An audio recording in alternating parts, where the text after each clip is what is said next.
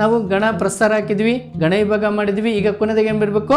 ಛಂದಸ್ಸಿನ ಹೆಸರು ಬರೀಬೇಕು. ಏನಂತ ಬರೀಬೇಕು? ಛಂದಸ್ಸು. ನಾವು ಅದನ್ನು ಈಸಿಯಾಗಿ ಇದು ಉಪಮಾ ಅಲಂಕಾರ ಅಂತ ಹೇಳ್ಬಿಟ್ಟು ಬರೀತೇಬೇಕು.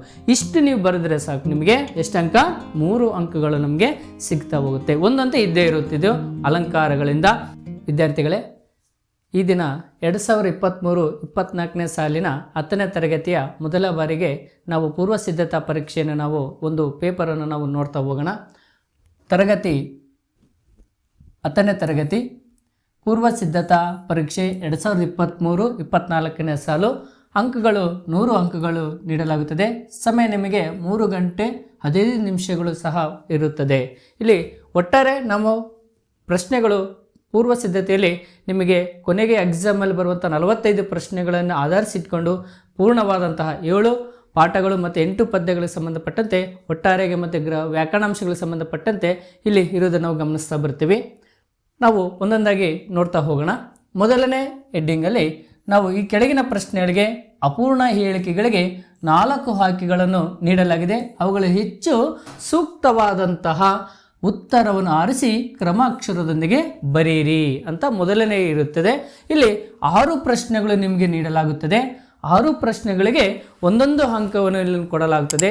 ಇಲ್ಲಿ ಉತ್ತಮವಾದ ಅಂಕಗಳು ನೀವು 6 ನಾವು ತೆಗೆದುಕೊಳ್ಬೋದು. ಹೇಗಪ್ಪ ಅಂತಂದರೆ, ನಮಗೆ ಇಲ್ಲೇ ಉತ್ತರವನ್ನು ಕೊಟ್ಟಿರ್ತಾರೆ, ಅದರಲ್ಲಿ ಯಾವುದು ಸೂಕ್ತವಾದ ಉತ್ತರವನ್ನು ಆಯ್ಕೆ ಮಾಡಿದರೆ ನಮಗೆ ಗೊತ್ತಾಗುತ್ತೆ. ಮೊದಲನೇ ಕ್ವಶನ್ ನೋಡ್ತಾ ಹೋಗೋಣ. ಗುಣಸಂಧಿಗೆ ಉದಾಹರಣೆ ಆಗಿರುವ ಪದ. ಇಲ್ಲಿ 4 ಪದಗಳು, ಒಂದು ಸಂಧಿಗೆ ಸಂಬಂಧಪಟ್ಟಂಥ ಪದಗಳಿದ್ದಾವೆ. ಅದರಲ್ಲಿ ಗಿರೀಶ, ಮಹಿಷಿ, ಮೈದೂರು, ಷಣ್ಮುಖ ನಿಮಗೆ ಗೊತ್ತಿರುತ್ತೆ. ಇವುಗಳ ಒಂದು ವ್ಯಾಖ್ಯಾನಗಳು ನಾವು ನೋಡ್ತಾ ಹೋದಾಗ ನಿಮಗೆ ಅದರಲ್ಲಿ ಯಾವುದಂತ ಸೂಕ್ತವಾದ ಉತ್ತರ ನಾವು ಹುಡುಕ್ಬೋದು. ಮೊದಲನೇದಾಗಿ ಗಿರೀಶ ಪದವು ಇಲ್ಲಿ ಸೂಕ್ತವಾದ ಉತ್ತರ ಆಗಿರುತ್ತದೆ. ಯಾಕೆಂದರೆ ಗಿರಿ ಪ್ಲಸ್ ಈಶ ಗಿರೀಶ, ಹಾಗಾಗಿ ಇದಕ್ಕೆ ಉತ್ತರ ಯಾವುದು? ಗಿರೀಶ ಅನ್ನೋದು ಗೊತ್ತಾಗುತ್ತೆ. ನೆಕ್ಸ್ಟ್ ಎರಡನೇ ಪ್ರಶ್ನೆ, ಕನ್ನಡ ವರ್ಣಮಾಲೆ ಇರುವ ಅವರ್ಗೀಯ ವ್ಯಂಜನಾಕ್ಷರಗಳ ಸಂಖ್ಯೆ. ನಿಮಗೆ 6ನೇ ತರಗತಿಯಿಂದ ನೀವು ತಿಳ್ಕೊಂಡಿರ್ತೀರ, ವರ್ಣಮಾಲಾಕ್ಷರಕ್ಕೆ ಸಂಬಂಧಪಟ್ಟಂತೆ ಒಂದು ಪ್ರಶ್ನೆ ಖಂಡಿತ ಬಂದೇ ಬರುತ್ತದೆ. ಹಾಗಾಗಿ ನೀವು ಅನೇಕ ರೀತಿಯಾದಂತಹ ಟೆಸ್ಟ್ಗಳಲ್ಲಿ ಮತ್ತು FA1 ಎಂದಿಡಿದು FA4 ತಕ್ಕ ನೀವು ಆ ಪ್ರಶ್ನೆಗಳು ನೋಡ್ತಾ ಬಂದಾಗ ನಾವು ವರ್ಣಮಾಲಾಕ್ಷರಗಳಿಗೆ ನಾವು ಒಂದು ಕ್ವಶನ್ಸು ಬರುತ್ತೆ. ಇಲ್ಲಿ ಕ್ವಶನ್ಸ್ ಕೇಳಿದ್ದಾರೆ ಏನಂತ? ಕನ್ನಡ ವರ್ಣಮಾಲೆ ಇರುವ ಅವರ್ಗೀಯ ವ್ಯಂಜನಗಳು, ವರ್ಗೀಯ ಅವರ್ಗೀಯ ಗೊತ್ತಿದೆ ಅಲ್ವಾ? ಹಾಗಾದರೆ ಇಲ್ಲಿ 6, 9, 13, 25 ಅಂತ ಇಲ್ಲಿ ಕೊಟ್ಟಿದ್ದಾರೆ, ಅವರೇನೇ ಉತ್ತರ. ಹಾಗಾದರೆ ಅವರ್ಗೀಯ ವ್ಯಂಜನಗಳಿರುವಂತಹ ಸಂಖ್ಯೆ ಎಷ್ಟು? 9 ಅಲ್ವಾ? ನೆಕ್ಸ್ಟ್ ಇಲ್ಲಿ 3ನೇ ಕ್ವಶನ್ ಹೋಗೋಣ. ಸಾವಿತ್ರಿಯಲ್ಲಿ ಈ ಪದದಲ್ಲಿರುವಂತಹ ವಿಭಕ್ತಿಯನ್ನು ಬರಿಬೇಕು ಅಲ್ವಾ? ನಿಮಗೆಲ್ಲ ಗೊತ್ತಿದೆ, ಹೊಸಗನ್ನಡ ವಿಭಕ್ತಿ ಪ್ರತ್ಯಯಗಳು ಮತ್ತು ಹಳೆಗನ್ನಡದ ವಿಭಕ್ತಿ ಪ್ರತ್ಯಯಗಳು ಅಂತ ಇದಾವಲ್ಲ, ಅವುಗಳಲ್ಲಿ ಮುಖ್ಯವಾಗಿ ಇಲ್ಲಿ ಕೊಟ್ಟಿರುವಂಥ ಪದ ಯಾವುದು? ಸಾವಿತ್ರಿಯಲ್ಲಿ. ಇಲ್ಲಿ ಅಲ್ಲಿ ಅನ್ನೋಂತಹ ಒಂದು ಪದವನ್ನು ಬಿಡಿಸಿ ಬರೆದಾಗ, ಯಾಕಂದರೆ ಇಲ್ಲಿ ಅಲ್ಲಿ ಅಲ್ಲಿ ಅನ್ನೋ ಪದವನ್ನು ನೋಡ್ತಾ ಹೋದಾಗ ಇಲ್ಲಿ 7 ವಿಭಕ್ತಿ ಪ್ರತ್ಯಯಗಳಲ್ಲಿ ಬರುವುದಾದರೆ ಇಲ್ಲಿ ಕೊಟ್ಟಿದ್ದಾರೆ ದ್ವಿತೀಯ, ತೃತೀಯ, ಪಂಚಮಿ, ಸಪ್ತಮಿ. ನಿಮ್ಗೆ ಗೊತ್ತಿದೆ, ದ್ವಿತೀಯ ಅನ್ನು ತೃತೀಯದಿಂದ, ಪಂಚಮಿ ದೆಸೆಯಿಂದ ಅಂತ ಬರುತ್ತೆ. ಹಾಗಾದರೆ ಸೂಕ್ತವಾದ ಉತ್ತರ ಯಾವುದು? ಸಪ್ತಮಿ. ನೆಕ್ಸ್ಟ್ ಮುಂದಿನ ಪ್ರಶ್ನೆಗೆ ನಾವು ಹೋಗೋಣ. ಈಗ ತಲೆನೋವು ಎನ್ನುವ ಪದವು ಸಮಾಸಕ್ಕೆ ಉದಾಹರಣೆ. ನೋಡಿಲ್ಲಿ ಮೊದಲನೇದು ನಾವು ನೋಡ್ತಾ ಬಂದಾಗ ಸಂಧಿ ಕೇಳಿದ್ರು. ನೆಕ್ಸ್ಟ್ ಈಗ 4ನೇ ಪ್ರಶ್ನೆಯಲ್ಲಿ ಏನಿದ್ದಾರೆ? ಸಮಾಸ ಕೇಳಿದ್ದಾರೆ. ಖಂಡಿತ ನಮಗೆ ಒಂದು ಸಂಧಿಗಳಿಂದ ಒಂದು ಪ್ರಶ್ನೆ, ಸಮಾಸಗಳಿಂದ ಒಂದು ಪ್ರಶ್ನೆ ಖಂಡಿತ ಇದ್ದೇ ಇರುತ್ತೆ. ಹಾಗೆಯೇ ಇಲ್ಲಿ ಸಪ್ತಮಿ ವಿಭಕ್ತಿ ಮತ್ತು ವರ್ಣಮಾಲಾಕ್ಷರಗಳಿಂದ ಸಹ ನಮಗೆ ಒಂದು ಪ್ರಶ್ನೆ ಬಂದೇ ಬರುತ್ತೆ. ನೋಡೋಣ. ತಲೆನೋವು ಎನ್ನುವಂತಹ ಪದವು ಸಮಾಸಕ್ಕೆ. ನಿಮಗೆ ಸಮಾಸಗಳು ಗೊತ್ತಿದೆ ಮತ್ತು ಅದರ ಒಂದು ವ್ಯಾಖ್ಯಾನಗಳೆಲ್ಲನೂ ತಿಳ್ಕೊಂಡಿದ್ದೀರಾ. ಇಲ್ಲಿ ಉದಾಹರಣೆಗೆ ನಾವು ನೋಡ್ತಾ ಹೋದರೆ ಸತ್ಪುರುಷ ಸಮಾಸ, ಕ್ರಿಯಾ ಸಮಾಸ, ಅಂಶಿ ಸಮಾಸ, ದ್ವಿಗು ಸಮಾಸ. ತತ್ಪುರುಷ ಸಮಾಸ ಅಂದರೆ ಯಾವುದು? ಕ್ರಿಯಾ ಸಮಾಸ ಅಂದರೆ ಅದು ಅಂಶಿ ಸಮಾಸ. ಮತ್ತು ನಾವು ದ್ವಿಗು ಸಮಾಸಗಳು ನಾವು ವ್ಯಾಖ್ಯಾನಗಳು ನೋಡ್ತಾ ಹೋದಾಗ ತಲೆನೋವು, ತಲೆಯಲ್ಲಿ ಪ್ಲಸ್ ನೋವು, ನೋವು ಇದೆ ನಮಗೆ. ಎಲ್ಲಿದೆ? ತಲೆಯಲ್ಲಿ ನೋವಿದೆ. ಹಾಗಾದರೆ ಇಲ್ಲಿ ಮುಖ್ಯವಾದಂಥ ಅಂಶ ಏನಂತಂದರೆ ತಲೆಯಲ್ಲಿ ನೋವು ಇರೋದ್ರಿಂದ ಆ ಒಂದು ಪದ ಯಾವುದಕ್ಕೆ ಉದಾಹರಣೆ ಅಂತಂದರೆ ತತ್ಪುರುಷ ಸಮಾಸಕ್ಕೆ ಉದಾಹರಣೆ. ನೆಕ್ಸ್ಟ್ ಈಗ ನಾವು ಮುಂದಿನ ಪ್ರಶ್ನೆಗೆ ನೋಡ್ತಾ ಹೋಗೋಣ. ಮುಂದಿನ ಪ್ರಶ್ನೆ ಯಾವುದು ಅಂತಂದರೆ ರಾಹುಲ ಪದವು ನಾಮಪದ ಗುಂಪಿಗೆ ಸೇರಿದೆ. ನಿಮಗೆಲ್ಲ ಗೊತ್ತಿದೆ ಏನು ಇಲ್ಲಿ ಯಾವುದು ಅಂತೇಳ್ಬಿಟ್ಟು ರೂಢನಾಮ, ಅನ್ವರ್ತನಾಮ, ಅಂಕಿತನಾಮ, ಭಾವನಾಮ. ನಿಮ್ಗೆ ಗೊತ್ತಿದೆ ರೂಢಿಯಿಂದ ಬಂದಂಥ ಪದಗಳಿಗೆ ರೂಢನಾಮ ಅಂತ ಕರಿತೀವಿ. ಅನ್ವರ್ತನಾಮಕ್ಕೆ ಅಂದರೆ ಅದಕ್ಕೆ ಹೆಸರಿಗೆ ಬದಲಾಗಿ ಇಟ್ಕೊಂಡಿರೋಂಥ ಹೆಸರು. ಹಾಗೆ ಅಂಕಿತನಾಮ ಅಂತಂದರೆ ಇಲ್ಲಿ ಹೆಸರನ್ನು ಸೂಚಿಸುವಂಥ ಪದಗಳು ಯಾವ್ಯಾವ ಹೆಸರುಗಳನ್ನು ಸೂಚಿಸ್ತಾವೋ ಅವೆಲ್ಲ ಪದಗಳು ನಾವೇನಂತ ಕರಿತೀವಿ, ನಾವು ಅಂಕಿತನಾಮಗೆ ಉದಾಹರಣೆ ಆಗಿದೆ. ನೆಕ್ಸ್ಟ್ ಪ್ರಶ್ನೆ, ಕ್ರಿಯೆ ನಡೆದ ರೀತಿಯನ್ನು ಹೇಳುವಂತಹ ಅವ್ಯಯಗಳನ್ನು ಹೀಗೆನ್ನುತ್ತೇವೆ. ಅಂದರೆ ನೆಕ್ಸ್ಟ್ ಏನು ಕ್ರಿಯೆ ನಡೆದಿರುವಂತಹ ರೀತಿ ಅವ್ಯಯಗಳು ನಿಮಗೆಲ್ಲ ಗೊತ್ತಿರುವಂಥದ್ದು. ಹಾಗಾದರೆ ಇಲ್ಲಿ ಯಾವ ಕ್ರಿಯೆ ನಡೆದಿದೆ ಯಾವುದನ್ನೋದನ್ನು ನಾವು ನೋಡ್ತಾ ಬಂದಾಗ ಇಲ್ಲಿ ಕ್ರಿಯಾರ್ಥಕ ಬರಲ್ಲ, ಅನುಕರಣವ್ಯಗಳು ಗೊತ್ತಿದೆ, ಕ್ರಿಯಾರ್ಥಕ ಅಂತ ಗೊತ್ತಿದೆ, ಹಾಗೆ ಸಂಬಂಧಾರ್ಥಕ ಪದಗಳು ಎಲ್ಲ ನಿಮ್ಗೆ ಗೊತ್ತಿದೆ. ಹಾಗಾದರೆ ಕ್ರಿಯೆ ನಡೆದ ನೀರು ಅಂತ ಹೇಳುವಂಥ ಅವ್ಯಯ ಯಾವುದು ಅಂತಂದರೆ ಇಲ್ಲಿ ಸಾಮಾನ್ಯ ಅವ್ಯಯ ಆಗಿದೆ. ಹಾಗಾಗಿ ಉತ್ತರ ಸಾಮಾನ್ಯ ಅವ್ಯಯ. ಈಗ ಮೊದಲಿಗೆ ನಾವು ನೋಡ್ತಾ ಭಾಗದಲ್ಲಿ 6 ಪ್ರಶ್ನೆಗಳಿರ್ತವೆ. 6ಕ್ಕೂ 6 ನಾವು ಉತ್ತರವನ್ನು ಮಾಡ್ತಾ ಹೋಗಬೇಕು.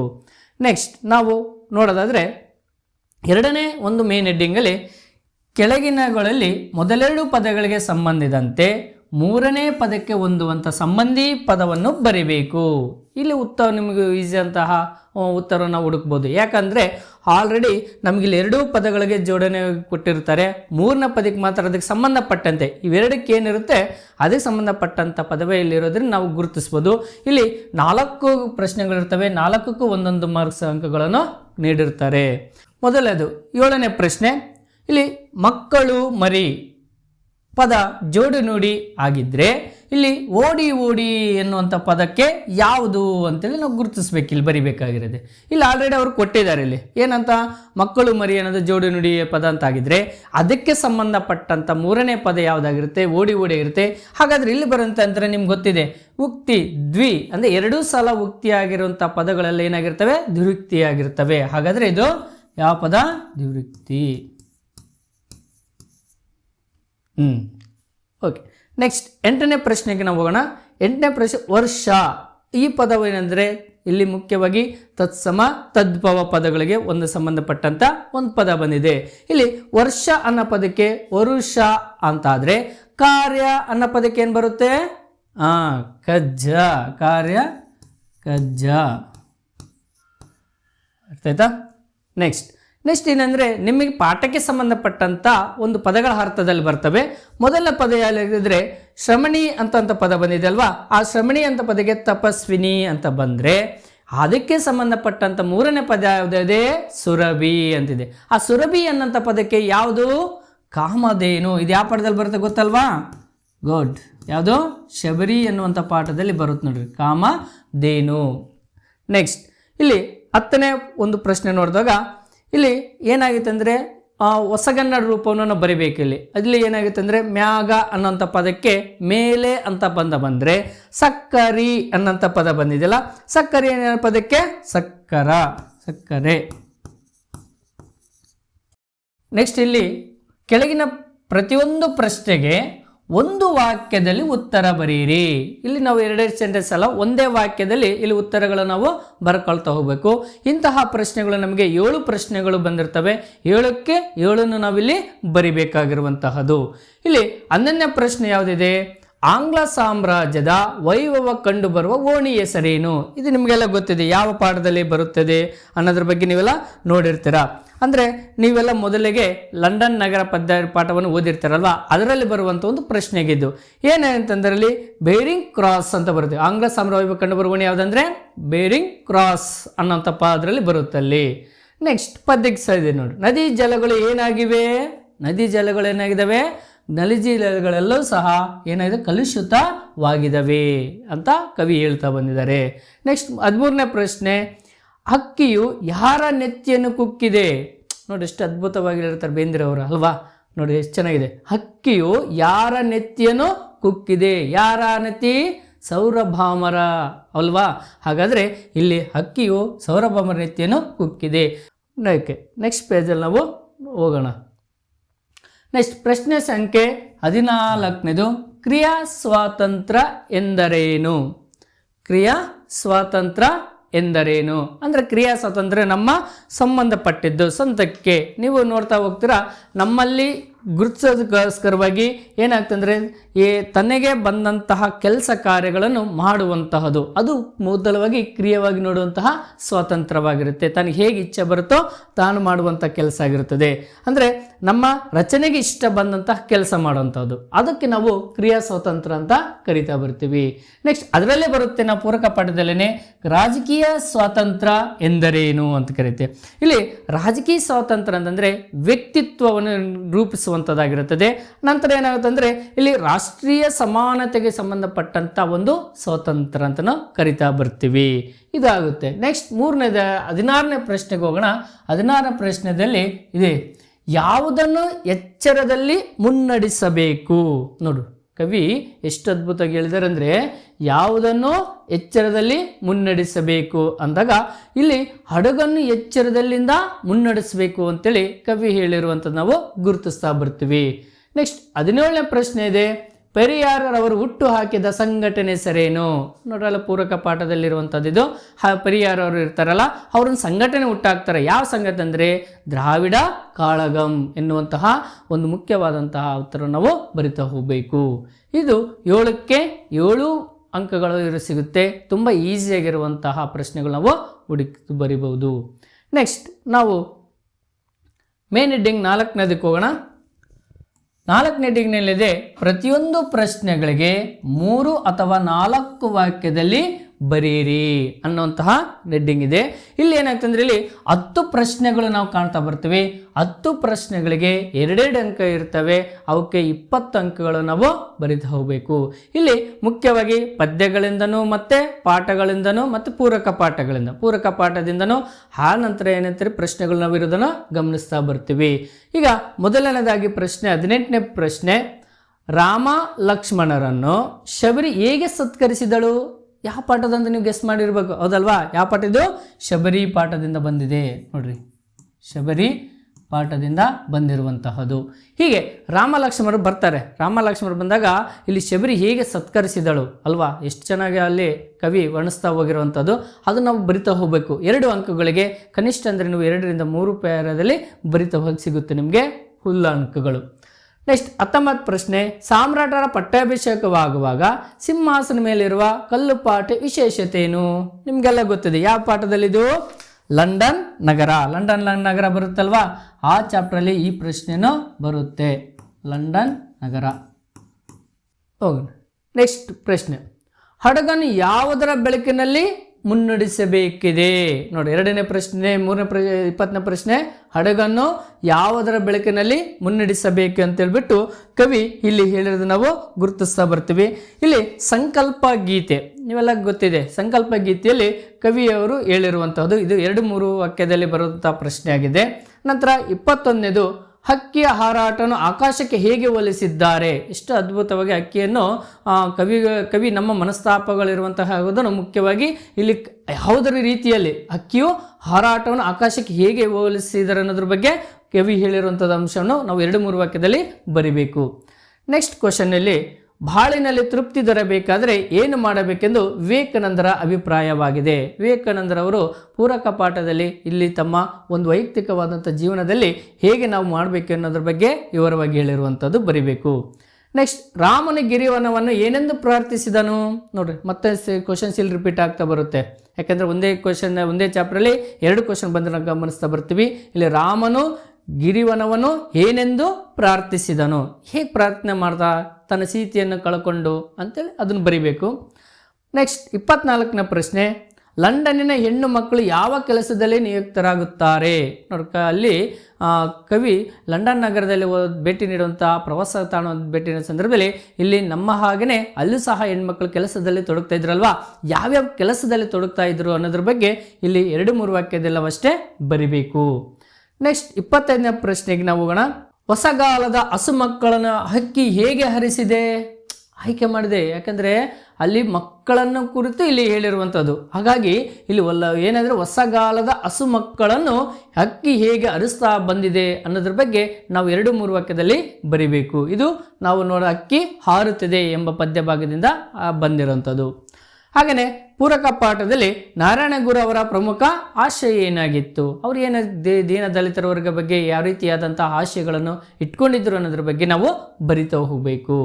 ನೆಕ್ಸ್ಟ್ ಅದೇ ಚಾಪ್ಟರ್ಲ್ಲಿ ಬರುತ್ತೆ ಇನ್ನೊಂದು, ಯಾವುದು ನಾರಾಯಣಗುರು ಧರ್ಮ ಪರಿಪಾಲನ ಯೋಗಂ ಸಂಘಟನೆಯ ಕೊಡುಗೆಗಳನ್ನು ತಿಳಿಸಿ.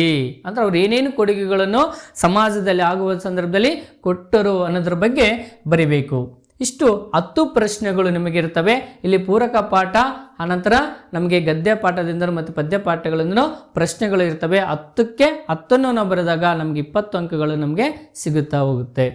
ನೆಕ್ಸ್ಟ್ ಹೆಡ್ಡಿಂಗ್ ಹೋಗೋಣ ನಾವು. ನೆಕ್ಸ್ಟ್ ಹೆಡ್ಡಿಂಗಲ್ಲಿ ಈ ಕೆಳಗಿನ ಕವಿಗಳ ಅಥವಾ ಸಾಹಿತಿಗಳ ಜನ್ಮಸ್ಥಳ, ಕಾಲ, ಕೃತಿ ಮತ್ತು ಬಿರುದು ಮತ್ತು ಅಥವಾ ಪ್ರಶಸ್ತಿಗಳನ್ನು ಕುರಿತು ವಾಕ್ಯ ರೂಪದಲ್ಲಿ ಬರೆಯಿರಿ. ಅವ್ರು ಹೇಳಿದ್ದಾರೆ ಇಲ್ಲಿ ಏನ ಪರ್ಟಿಕ್ಯುಲರ್ಗಿ ಏನಂದ್ರೆ ವಾಕ್ಯ ರೂಪದಲ್ಲಿ ಇರುತ್ತವೆ. ಯಾಕಂದರೆ ನಾವು ಸುಮ್ಮನೆ ಬರಿತಾ ಹೋದ್ರೆ ಮಾರ್ಕ್ಸ್ ಕೊಡಲ್ಲ ನಮಗೆ. ಸೆಂಟೆನ್ಸ್ ಫಾರಮ್ ಸೆನ್ಸ್ ನಿಮಗೆ ವಾಕ್ಯಗಳನ್ನು ಯಾವ ರೀತಿಯಾಗಿ ಮಾಡೋಕ್ಕೆ ಬರುತ್ತೆ ಅನ್ನೋದ್ರ ಬಗ್ಗೆ ಅಧ್ಯಯನ ಮಾಡೋದಕ್ಕೋಸ್ಕರ ಇಲ್ಲಿ ನೋಡಿರೋವಂಥದ್ದು. ಇಲ್ಲಿ ಮುಖ್ಯವಾಗಿ ಏನಂತಂದರೆ 2 ಕವಿಗಳು ಕೊಟ್ಟಿರ್ತಾರೆ. ನೀವಿಲ್ಲಿ ಉತ್ತಮವಾಗಿ ಏನಪ್ಪ ಅಂದರೆ ಗೆಸ್ ಮಾಡ್ಬೋದು. ಏನಂತಂದರೆ ನಿಮಗೆ ಒಂದು ಪಾಠದ ಕಡೆಗೆಯಿಂದ ಒಂದು ಕವಿಗೆ ಕೊಟ್ಟಿದ್ರೆ ಮತ್ತೊಂದು ಪದ್ಯಗಳಿಂದ ಒಂದು ಕವಿಗಳ ಪರಿಚಯ ಕೊಡುತ್ತಾರೆ ನಿಮಗೆ. ಇದು ಆನ್ಯಲ್ ಎಕ್ಸಾಮ್ನಲ್ಲಿದ್ರೂ ಅಷ್ಟೇ. ನೀವು ಏನಂದರೆ ಪರೀಕ್ಷೆ ಬರಿಬೇಕಾದ್ರೆ ಒಂದು ಪಾಠದಿಂದ ಒಂದು ಪದ್ಯಗಳಿಂದ ಒಬ್ಬ ಕವಿಗಳದ್ದು ಪರಿಚಯವೂ ಇದ್ದೇ ಇರುತ್ತೆ. ಇಲ್ಲಿ 2 ಕವಿಗಳದ್ದು ನೀವು ನಮ್ಗೆ ಕೊಟ್ಟಿರ್ತಾರೆ. 2 ಕವಿಗಳು ಬರೆದ್ರೆ ಒಂದು ಕವಿ ಪರಿಚಯ ಬರೆದು 3 ಅಂಕಗಳು, ಇಬ್ಬರದು ಕರೆಕ್ಟೇನ ಬರೆದ್ರೆ 6 ಅಂಕಗಳು ಬರೆದು ನಾವು ಗುರುತಿಸಬಹುದು. ಮೊದಲ ಕವಿ 28ನೇ ಪ್ರಶ್ನೆಗೆ ವಿ ಕೃ ಗ್ರೋಕಾಕ್ ಅವರು ಮತ್ತು ಅವರ ಹುಟ್ಟಿದ್ದು, ಅವರ ಸ್ಥಳ ಮತ್ತು ಅವರ ಒಂದು ಕಾಲ, ಅನಂತರ ಅವ್ರು ಬರೆದಂತಹ ಕೃತಿಗಳು, ಅನಂತರ ಪ್ರಶಸ್ತಿಗಳು ಇವೆಲ್ಲವನ್ನು ನಾವು ಬರಿತಾ ಹೋಗ್ಬೇಕು. 1909ರಲ್ಲಿ ಹುಟ್ಟಿದ್ರು, ನಂತರ ಅವರು ಬಂದಂಥ ಪ್ರಶಸ್ತಿಗಳು ಯಾವ್ಯಾವು ಅವೆಲ್ಲ ಕೃತಿಗಳು ನೀವು ಸಂಕ್ಷಿಪ್ತವಾಗಿ ನೀವು ಬರಿಬೇಕಾದ್ರೆ ಏನಾಗಬೇಕಂತಂದರೆ ಆ ಕಾಲಕ್ಕೆಲ್ಲ ನಾವೇನು ಮಾಡ್ಬೇಕಂದ್ರೆ 1909 ಅಂತ ಬರೀತಾರೆ. ಬಂದಾಗ ಏನಾಗುತ್ತೆ ಅಂದರೆ ಅಲ್ಲಿ ನೀವು ಅಂಡರ್ಲೈನ್ ಮಾಡ್ತಾ ಹಿಂಗೆ ಕೆಳಗಡೆ ಅಂಡರ್ಲೈನ್ ಮಾಡ್ತಾ ಹೋಗಬೇಕು. ಅಂದರೆ ವ್ಯಾಲ್ಯೂಯೇಷನ್ ಮಾಡಿದ್ರೆ ತುಂಬ ಈಸಿ ಆಗುತ್ತೆ ಗುರುತಿಸ್ತಾ ಬರ್ತಾ ಹೋದಾಗ. ಹಾಗೆಯೇ ದ ರಾ ಬೇಂದ್ರೆ ಅವ್ರದ್ದು ಅಷ್ಟೇ, ನೀವು ಪದ್ಯಗಳಿಂದ ಬರೆದಿರುವಂತಹದ್ದು ಅವ್ರ ಕೃತಿಗಳು, ಪ್ರಶಸ್ತಿಗಳನ್ನು, ನಂತರ ಅವರ ಕಾಲವನ್ನು ಸ್ಪಷ್ಟವಾಗಿ ನಾವು ಬರಿತಾ ಹೋದಾಗ 3ಕ್ಕೆ 3 ಅಂಕಗಳನ್ನು ನಾವು ತೆಗೆದುಕೊಳ್ಬೋದು. ತುಂಬ ಈಸಿಯಾಗಿರುವಂತಹ ಒಂದು ಕವಿಗಳದಿರುತ್ತೆ. ಇಷ್ಟು ಮೇನ್ ಕ್ವಶನ್ ನಂಬರ್ 5ರಲ್ಲಿರುತ್ತೆ. ನೆಕ್ಸ್ಟ್ ನಾವು ಮೇನ್ ಕ್ವಶನ್ ನಂಬರ್ 6 ನೋಡ್ತಾ ಹೋಗೋಣ.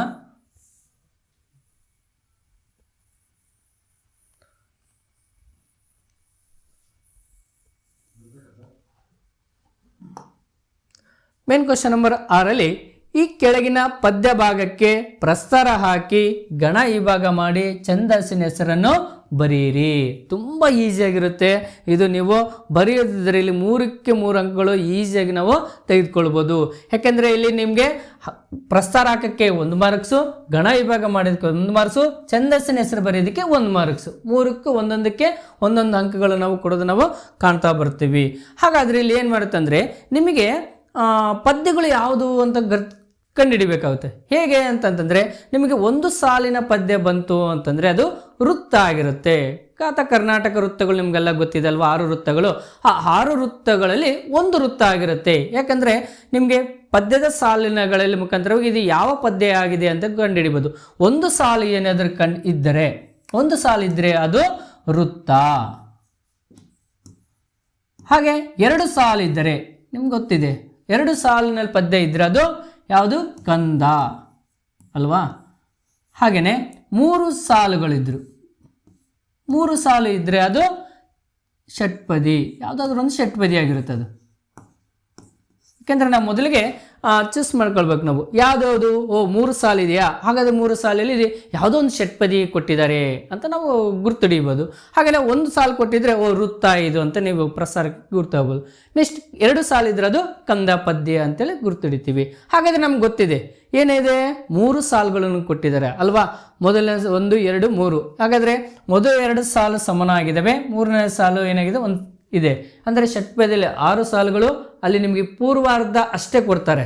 ಇಲ್ಲಿ ಯಾವುದೇ ರೀತಿಯಾದಂಥ 2 ಸಮೇತ ಕೊಡೋದಿಲ್ಲ. ಇಲ್ಲಿ ನೀವು ಏನು ಮಾಡ್ತೀರಾ ಅಂತಂದರೆ ಮೊದಲಿಗೆ ಪ್ರಸ್ತಾರ ಆಗ್ತಾ ಹೋಗ್ತೀರಾ. ಪ್ರಸ್ತಾರ ಹಾಕ್ಬೇಕಾದ್ರೆ ಏನಾಗುತ್ತೆ ಅಂದರೆ ಇಲ್ಲಿ ನೋಡ್ರಿ, ಲಘು ಲಘು ಲಘು ಗುರು ಲಘು ಲಘು ಗುರು ಲಘು ಲಘು ಗುರು ಗುರು ಗುರು ಲಘು ಲಘು. ಈಗ ಇದೆ. ಈಗ ಮಾತ್ರೆಗಳ ಸಂಖ್ಯೆ ಆದ ನಂತರ ಇಲ್ಲಿ ನಿಮಗೆ ಇದು ಯಾವ ಷಟ್ಪದಿ ಅಂತಂದು ಗೊತ್ತಾಗಬೇಕಂದ್ರೆ ಇಲ್ಲಿ ನಾವು ಗಣ ವಿಂಗಡಣೆ ಮಾಡ್ತಾ ಹೋದಾಗ ನಮಗೆ ಗೊತ್ತಾಗ್ಬಿಡುತ್ತೆ. ಯಾವುದು ಅಂತಂದರೆ ಇಲ್ಲಿ 3 4 3 4. ಹಾಗಾದರೆ ಗೊತ್ತಾಯ್ತಲ್ಲ ನಿಮಗೆಲ್ಲ ಯಾವುದಿದು ಭಾಮಿನಿ ಷಟ್ಪದಿ. ಬರಿಬೇಕು ಮೇಲೆ ಮತ್ತೆ ನೀವು 3 4 3 4 ಅಂತ. ಹಾಗೆಯೇ ನಾವು ಕೆಳಗಡೆ ಇನ್ನೊಂದು ಪದ ಇದೆಯಲ್ಲ, ಲಘು ಲಘು ಲಘು ಲಘು ಲಘು ಲಘು ಲಘು ಲಘು ಲಘು ಲಘು ಲಘು ಆಯ್ತಲ್ಲ. ಇಲ್ಲಿ ಯಾವುದೇ ರೀತಿ ನಮಗೆ ಗುರು ಬಂದಿಲ್ಲ. ಈಗ 3 ಗಣ ವಿಂಗಡಣೆ ಮಾಡ್ತಕೊಂಡು 3 4 3 4 ಮೇಲೆ ನಾವು ಸಂಖ್ಯೆ ಬರೀಬೇಕು 3 4 3 4 ಅಲ್ವಾ. ನೆಕ್ಸ್ಟ್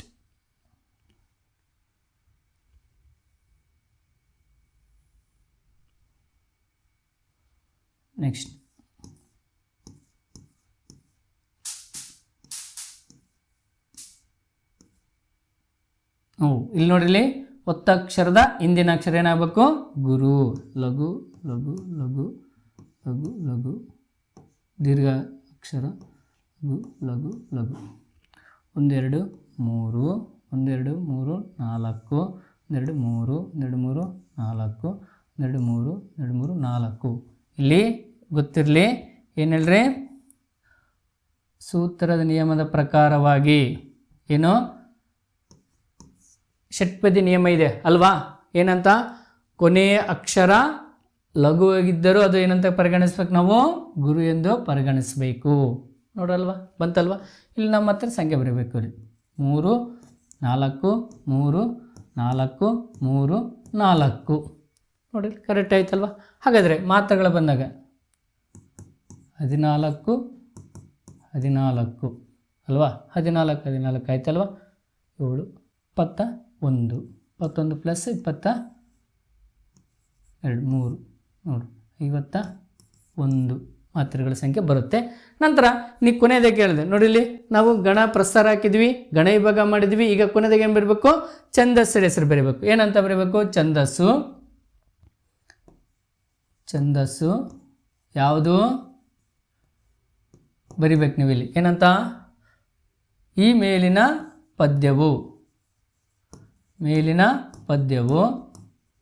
ಮಾತ್ರ ಗಣ ಛಂದಸ್ಸಿನಿಂದ ಕೂಡಿದ್ದು ಇದು ಭಾಮಿನಿ ಪದ್ಯದಿಂದ ರಚಿತವಾಗಿದೆ ಅಂತ ಬರೆದರೆ ನಿಮಗೆ 3ಕ್ಕೆ 3 ಅಂಕಗಳು. ತುಂಬ ಈಸಿಯಾಗಿರುವಂತಹ ಒಂದು ಸುಲಭವಾದಂತಿರುವಂಥದ್ದು. ಇಲ್ಲಿ ಅಕಸ್ಮಾತ್ ಕಂದ ಪದ್ಯ ಕೊಟ್ಟಿದ್ದರೆ ಕಂದ ಪದ್ಯದ ಬರಿಬೇಕಾಗುತ್ತೆ, ಅಥವಾ ಅಕ್ಷರಗಳನ್ನು ವೃತ್ತ ಕೊಟ್ಟಿದ್ರೆ ಇಲ್ಲಿ ಒಂದು ಸಾಲಿನ ವೃತ್ತ ಕೊಟ್ಟಿದ್ರೆ ಬರಿಬೇಕಲ್ಲಿ. ಏನಂತ, ಇದು ಛಂದಸ್ಸು, ಈ ಮೇಲಿನ ಪದ್ಯವು ಅಕ್ಷರಗಣಿತ ಆಧಾರಿತವಾದಂತಹ ಛಂದಸ್ಸಿನಿಂದ ಇಂತಹ ಒಂದು ಚಂಪಕಮಾಲ ಉತ್ಪಲಕಮಾಲ ಯಾವ್ದು ಬಂದಿರುತ್ತೋ ಅದು ನಾವು ಬರಿತಾ ಹೋಗ್ಬೇಕು. ಬರೆದ್ರೆ ಇಷ್ಟು ಬರೆದ್ರೆ ಸಾಕು, ನಿಮಗೆ ಪೂರ್ತಿಯಾದ ಅಂಕಗಳನ್ನು ಸಿಗುತ್ತೆ. ತುಂಬ ಈಸಿಯಾಗಿ ನಾವು ತೆಗೆದುಕೊಳ್ಬೋದು. ಇದು 30ನೇ ಪ್ರಶ್ನೆಯಲ್ಲಿ ಇರುವಂತಹದ್ದು.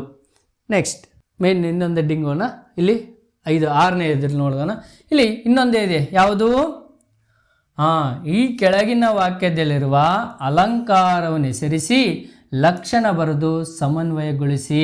ಇದಕ್ಕೂ ಸಹ ಎಷ್ಟು ಅಂಕ, 3 ಅಂಕಗಳು ಇರುವುದನ್ನು ನಾವು ಗುರುತಿಸ್ತಾ ಬರ್ತೀವಿ. ಇಲ್ಲಿ ಕೊಟ್ಟಿರುವಂಥ ಅಲಂಕಾರ ಉದಾಹರಣೆ ಇದೆ, ಯಾವುದು, 30ನೇ ಪ್ರಶ್ನೆಯಲ್ಲಿ ಭೀಮ ದುರ್ಯೋಧನರು ಮದಗಜಗಳಂತೆ ಹೋರಾಡಿದರು.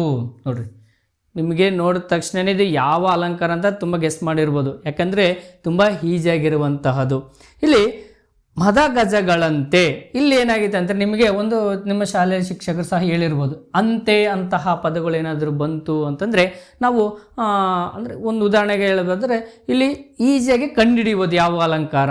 ಅಂತ ಪದ ಬಂತಂದರೆ ಇದು ಉಪಮ ಅಲಂಕಾರ ಅಂತೇಳಿ ಬರುತ್ತಾ ಹೋಗುತ್ತೆ, ಹೌದಲ್ವಾ. ಹಾಗಾದರೆ ನಾವು ಮೊದಲಿಗೆ ಏನು ಬರೀಬೇಕು, ನೇರವಾಗಿ ಹಂಗೆ ಬರೆಯೋದಲ್ಲ, ಮೊದಲಿಗೆ ಅಲಂಕಾರದ ಹೆಸರನ್ನು ಬರಿಬೇಕು, ನಂತರ ಲಕ್ಷಣ ಬರಿಬೇಕು, ನಂತರ ಉಪಮೇಯ ಉಪಮಾನ, ಆನಂತರ ಸಮಾನ ಧರ್ಮ ಅಂದರೆ ಸಮಾನ ಧರ್ಮ, ಆಮೇಲೆ ಉಪಮ ವಾಚಕ ಬರುತ್ತೆ, ಆನಂತರ ಸಮನ್ವಯಗೊಳಿಸಬೇಕು. ಇಲ್ಲಿ ಮದಗಜಗಳಂತೆ ಹೋರಾಡಿದು ಅಲಂಕಾರ. ಯಾವ ಅಲಂಕಾರ, ಅಲಂಕಾರ ಮೊದಲನೇದು ಉಪಮ ಅಲಂಕಾರ ಅಲ್ವಾ, ಉಪಮ ಅಲಂಕಾರ ಹೋಯ್ತು. ಈಗ ನೆಕ್ಸ್ಟ್ ಏನು ಬರಿಬೇಕು? ಲಕ್ಷಣ ಬರಿಬೇಕು. ಯಾವುದು? ಉಪಮ ಅಲಂಕಾರ ಲಕ್ಷಣ. ಏನು ಲಕ್ಷಣ? ಇದರ ಲಕ್ಷಣ ಏನು ಹೇಳುತ್ತೆ? ಇಲ್ಲಿ ಲಕ್ಷಣದ ನೋಡ್ತಾ ಹೋದಾಗ ಎರಡು ವಸ್ತುಗಳನ್ನು ಹೋಲಿಸಿ ವರ್ಣಿಸಿದ ಅದು ಉಪಮ ಅಲಂಕಾರ. ಅಂದರೆ ಎರಡು ವಸ್ತುಗಳನ್ನು ಹೋಲಿಸಿ ಮಾಡಿದ್ದಾರೆ. ಯಾವ್ಯಾವು? ಭೀಮ ಮತ್ತು ದುರ್ಯೋಧನರು ಅಲ್ವಾ? ಇಲ್ಲಿ ಭೀಮ ಮತ್ತು ದುರ್ಯೋಧನರು ಇಬ್ಬರು ಯಾವುದಕ್ಕೆ ಹೋಲಿಕೆ ಮಾಡಿದ್ದಾರೆ? ಮದಗಜಗಳಿಗೆ ಹೋಲಿಕೆ ಮಾಡಿದ್ದಾರೆ. ಅಂದರೆ ಲಕ್ಷಣ ಹೇಳುತ್ತೆ ಏನಂತ? ಎರಡು ವಸ್ತುಗಳ ಹೋಲಿಸಿ ವರ್ಣಿಸಿದರೆ ಅದು ಉಪಮ ಅಲಂಕಾರವಾಗಿರುತ್ತೆ ಅಂತ ಲಕ್ಷಣ ಬರಿಬೇಕು. ಹಾಗಾದರೆ ಇಲ್ಲಿ ಉಪಮೇಯ ಯಾವುದಾಗಿರುತ್ತೆ? ಉಪಮೇಯ ಲಕ್ಷಣ ಬರಿಬೇಕು. ಲಕ್ಷಣ ಬರೆದಾದ ನಂತರ ಉಪಮೇಯ ಬರಿಬೇಕು ನಾವಿಲ್ಲಿ. ಭೀಮ ದುರ್ಯೋಧನರು ಏನಾಗಿದ್ದಾರೆ? ಉಪಮೇಯ ಆಗಿದ್ದಾರೆ. ಭೀಮ ದುರ್ಯೋಧನರು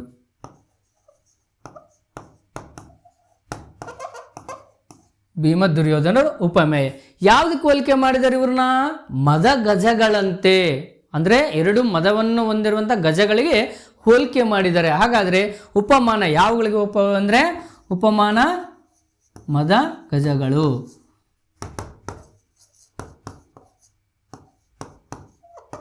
ಮದ ಗಜಗಳಿಗೆ ಹೋಲಿಕೆ ಮಾಡಿದ್ದಾರೆ, ಮದ ಗಜಗಳು. ಹಾಗಾದರೆ ಇಲ್ಲಿ ಮುಖ್ಯವಾಗಿ ನೆಕ್ಸ್ಟ್ ಅಂದರೆ ಉಪಮ ವಾಚಕ ಬರುತ್ತೆ. ಇಲ್ಲಿ ಉಪಮ ವಾಚಕ ಪದ ಯಾವುದು? ಉಪಮ ವಾಚಕ ಪದ ಎರಡಕ್ಕೂ ಹೋಲಿಕೆ ಮಾಡಿದರೆ ಅಂತೆ ಅಂತ ಪದ ಇದೆ ಅಲ್ವಾ? ಅದು ಉಪಮ ವಾಚಕ ಅಂತ ಕರೀತಾರೆ. ಇಲ್ಲಿ ಗೊತ್ತಾಯ್ತಲ್ಲ? ಉಪಮ ವಾಚಕ ಅಂತೆ. ಹಾಗಾದರೆ ಇದರ ಎರಡು ಸಮಾನ ಧರ್ಮ ಬೇಕು. ಯಾವುದು ಎರಡು ಸಮಾನ ಧರ್ಮ ಅಂತಂದರೆ ಇಲ್ಲಿ ಹೋರಾಡು ಅಂತಿದೆಯಲ್ವ? ಹೋರಾಟ. ಆ ಹೋರಾಟ ಅನ್ನೋದು ಇಬ್ಬರಲ್ಲಿ ಹೆಂಗಂದ್ರೆ ಎರಡು ಮದಗಜಗಳು ಹೆಂಗೆ ಹೊಡೆದಾಡ್ತಿರ್ತಾರಲ್ವಾ ಆ ರೀತಿಯಾಗಿ ಇಬ್ಬರು ಹೊಡೆದಾಡಿದರು. ಹಾಗಾದರೆ ಅವರಿಬ್ಬರಲ್ಲಿ ಏನಿತ್ತು? ಹೋರಾಟ ಅನ್ನೋದು ಇಲ್ಲಿ ಏನಾಗಿದೆ? ಸಮಾನ ಧರ್ಮ. ಹಾಗಾದ್ರೆ ಸಮನ್ವಯಗೊಳಿಸ್ಬೇಕು. ಇದನ್ನು ಹೇಗೆ ಸಮನ್ವಯಗೊಳಿಸೋದು ಅಂದರೆ ಉಪಮೇಯವಾದಂತಹ ಭೀಮ ದುರ್ಯೋಧನರು ಉಪಮಾನವಾದಂತಹ ಮದಗಜಗಳಂತೆ ಹೋರಾಡಿದರು ಅಂತೇಳಿ ನಾವು ಬರಿಬೇಕಿಲ್ಲಿ. ಉಪಮೇಯ ಮತ್ತು ಉಪಮೇಯಗಳನ್ನು ಸಮನ್ವಯಗೊಳಿಸಿ ಇಲ್ಲಿ ಬರಿಬೇಕು. ಹಾಗೆಯೇ ಇಲ್ಲಿ ಉಪಮಾವಾಚಕ ಪದವಾಗಿ ಯಾವ್ದು ಬಂದಿರುತ್ತೆ? ಅಂತೆ. ನೋಡಿರಿ, ನಾವು ಅಲಂಕಾರಗಳನ್ನು ಕಂಡುಹಿಡಬೇಕಾದ್ರೆ ಮುಖ್ಯವಾಗಿ ನಾವು ನೋಡೋದಾದ್ರೆ ಅಂತೆ ಹಾಗೆ ಬರೆದ ಪದಗಳು ಬಂದರೆ ನಾವು ಅದನ್ನು ಈಸಿಯಾಗಿ ಇದು ಉಪಮಾ ಅಲಂಕಾರ ಅಂತ ಹೇಳ್ಬಿಟ್ಟು ಬರಿತೇಬೇಕು. ಇಷ್ಟು ನೀವು ಬರೆದ್ರೆ ಸಾಕು. ನಿಮಗೆ ಎಷ್ಟು ಅಂಕ? 3 ಅಂಕಗಳು ನಮಗೆ ಸಿಗ್ತಾ ಹೋಗುತ್ತೆ. ಒಂದಂತೆ ಇದ್ದೇ ಇರುತ್ತೆ. ಇದು ಅಲಂಕಾರಗಳಿಂದ ನಿಮ್ಗೆ ರೂಪಕ ಅಲಂಕಾರ ಬರ್ಬೋದು ಅಥವಾ ಉಪಮಾ ಅಲಂಕಾರಗಳು ಬರ್ಬೋದು. ಯಾವುದೇ ಬರಲಿ ನಮಗೆ ಈಸಿಯಾಗಿ ನಾವು ಬರಿತಾ ಹೋಗಬೇಕು. ಓಕೆ, ನೆಕ್ಸ್ಟ್ ಹೆಡ್ಡಿಂಗ್ ಏನಿದೆ? ಈ ಕೆಳಗಿನ ಗಾದೆಗಳಲ್ಲಿ ಯಾವುದಾದರೂ ಒಂದನ್ನು ಗಾದೆಯ ಮಹತ್ವದೊಂದಿಗೆ ವಿಸ್ತರಿಸಿ ಹೇಳಿ ಅಂತ ಇದೆ ಅಲ್ವಾ? ಇಲ್ಲಿ ಗಾದೆ ಇದೆ. ಏನು ಯಾವುದಿದೆ? ನಿಮಗೆ 2 ಕೊಟ್ಟಿರ್ತಾರೆ. ಇಲ್ಲಿ ಅಥವಾ ಅಂತ ಇರುತ್ತೆ. ತುಂಬ ಈಸಿಯಾಗಿ ನಾವು ಬರೆಯುವಂಥದ್ದು. ಮತ್ತು ಇಲ್ಲಿ ಏನಾಗಿದೆ ಅಂದರೆ 32ನೇ ಪ್ರಶ್ನೆ 2 ಕೈ ಕೆಸರಾದರೆ ಬಾಯಿ ಮೊಸರು ಅಥವಾ ದೇಶ ಸುತ್ತು ಕೋಶ ಓದು. ನಿಮ್ಗೆ ಯಾವುದು ಚೆನ್ನಾಗಿ ನಿಮಗೆ ನೆನಪಲ್ಲಿರುತ್ತೋ, ಯಾವುದು ನಿಮ್ಗೆ ಚೆನ್ನಾಗಿ ಬರೆಯೋಕ್ಕೆ ಬರುತ್ತೋ ಅದನ್ನು ನೀವು ಚೂಸ್ ಮಾಡಬೇಕಿಲ್ಲಿ. ಅಲ್ಲಿ ಕ್ವಶನ್ ನಂಬರ್ ಮಾತ್ರ ಆಗಬೇಕು. ಬಟ್ ನೀವು ಹೆಡ್ಡಿಂಗಲ್ಲಿ ಅಂದರೆ ನೇರವಾಗಿ ಬರಿಬೇಕಲ್ಲಿ ಈ ಒಂದು ಗಾದೆ ಅದಂತೇಳಿ. ಹಾಗಾದರೆ ಈ ಗಾದೆ ನೀವೇನು ಕರೆಕ್ಟಾಗಿ ಬರೆದಿರ ಅಂದರೆ ನಿಮ್ಗೆ ಎಷ್ಟು ಅಂಕ? 3 ಅಂಕಗಳು ಇದರಲ್ಲೂ ಸಿಗ್ತಾ ಹೋಗುತ್ತೆ. ನೀವು ಚಿಕ್ಕವರಿಂದ ಸಹ ಗಾದೆಗಳನ್ನು ಕೇಳಿರ್ತೀರ, ಎಕ್ಸಾಂಪಲ್ ಕೇಳಿರ್ತೀರ, ಉದಾಹರಣೆಗಳನ್ನು ಸಹ ಕೇಳಿರ್ತೀರ. ಅದನ್ನು ಸ್ಪಷ್ಟವಾಗಿ ನೀವು ಬರಿತಾ ಹೋದರೆ ಸಾಕು, ಪೂರ್ಣಾಂಕ ನಿಮಗೆ ಸಿಗ್ತಾ ಹೋಗುತ್ತೆ. ಹಾಗಾದರೆ ಗಾದೆ ಬರಿಬೇಕಾದ್ರೆ ನಿಮಗೆ ಒಂದಿಷ್ಟು ನಿಮಗೆಲ್ಲ ಶಾಲೆಯಲ್ಲಿ ಕಲಿಸಿರ್ತಾರೆ ಏನು ಪ್ರಥಮವಾಗಿ ಬರಿಬೇಕು ಅಂತೇಳಿ. ಏನು ಬರಿಬೇಕು ಅಂತಂದರೆ ಗಾದೆಗಳು ಜನಪದರ ಜೀವನದ ಅನುಭವದ ಒಂದು ನುಡಿಮುತ್ತುಗಳು ಆಗಿರುತ್ತವೆ. ಹಾಗೆ ಉತ್ತಮ ಬದುಕಿಗೆ ಆದರ್ಶ ಜೀವನ ನಿರ್ವಹಣೆಗೆ ಏನಾಗಿರ್ತವೆ ಈ ಗಾದೆ ಮಾತುಗಳು.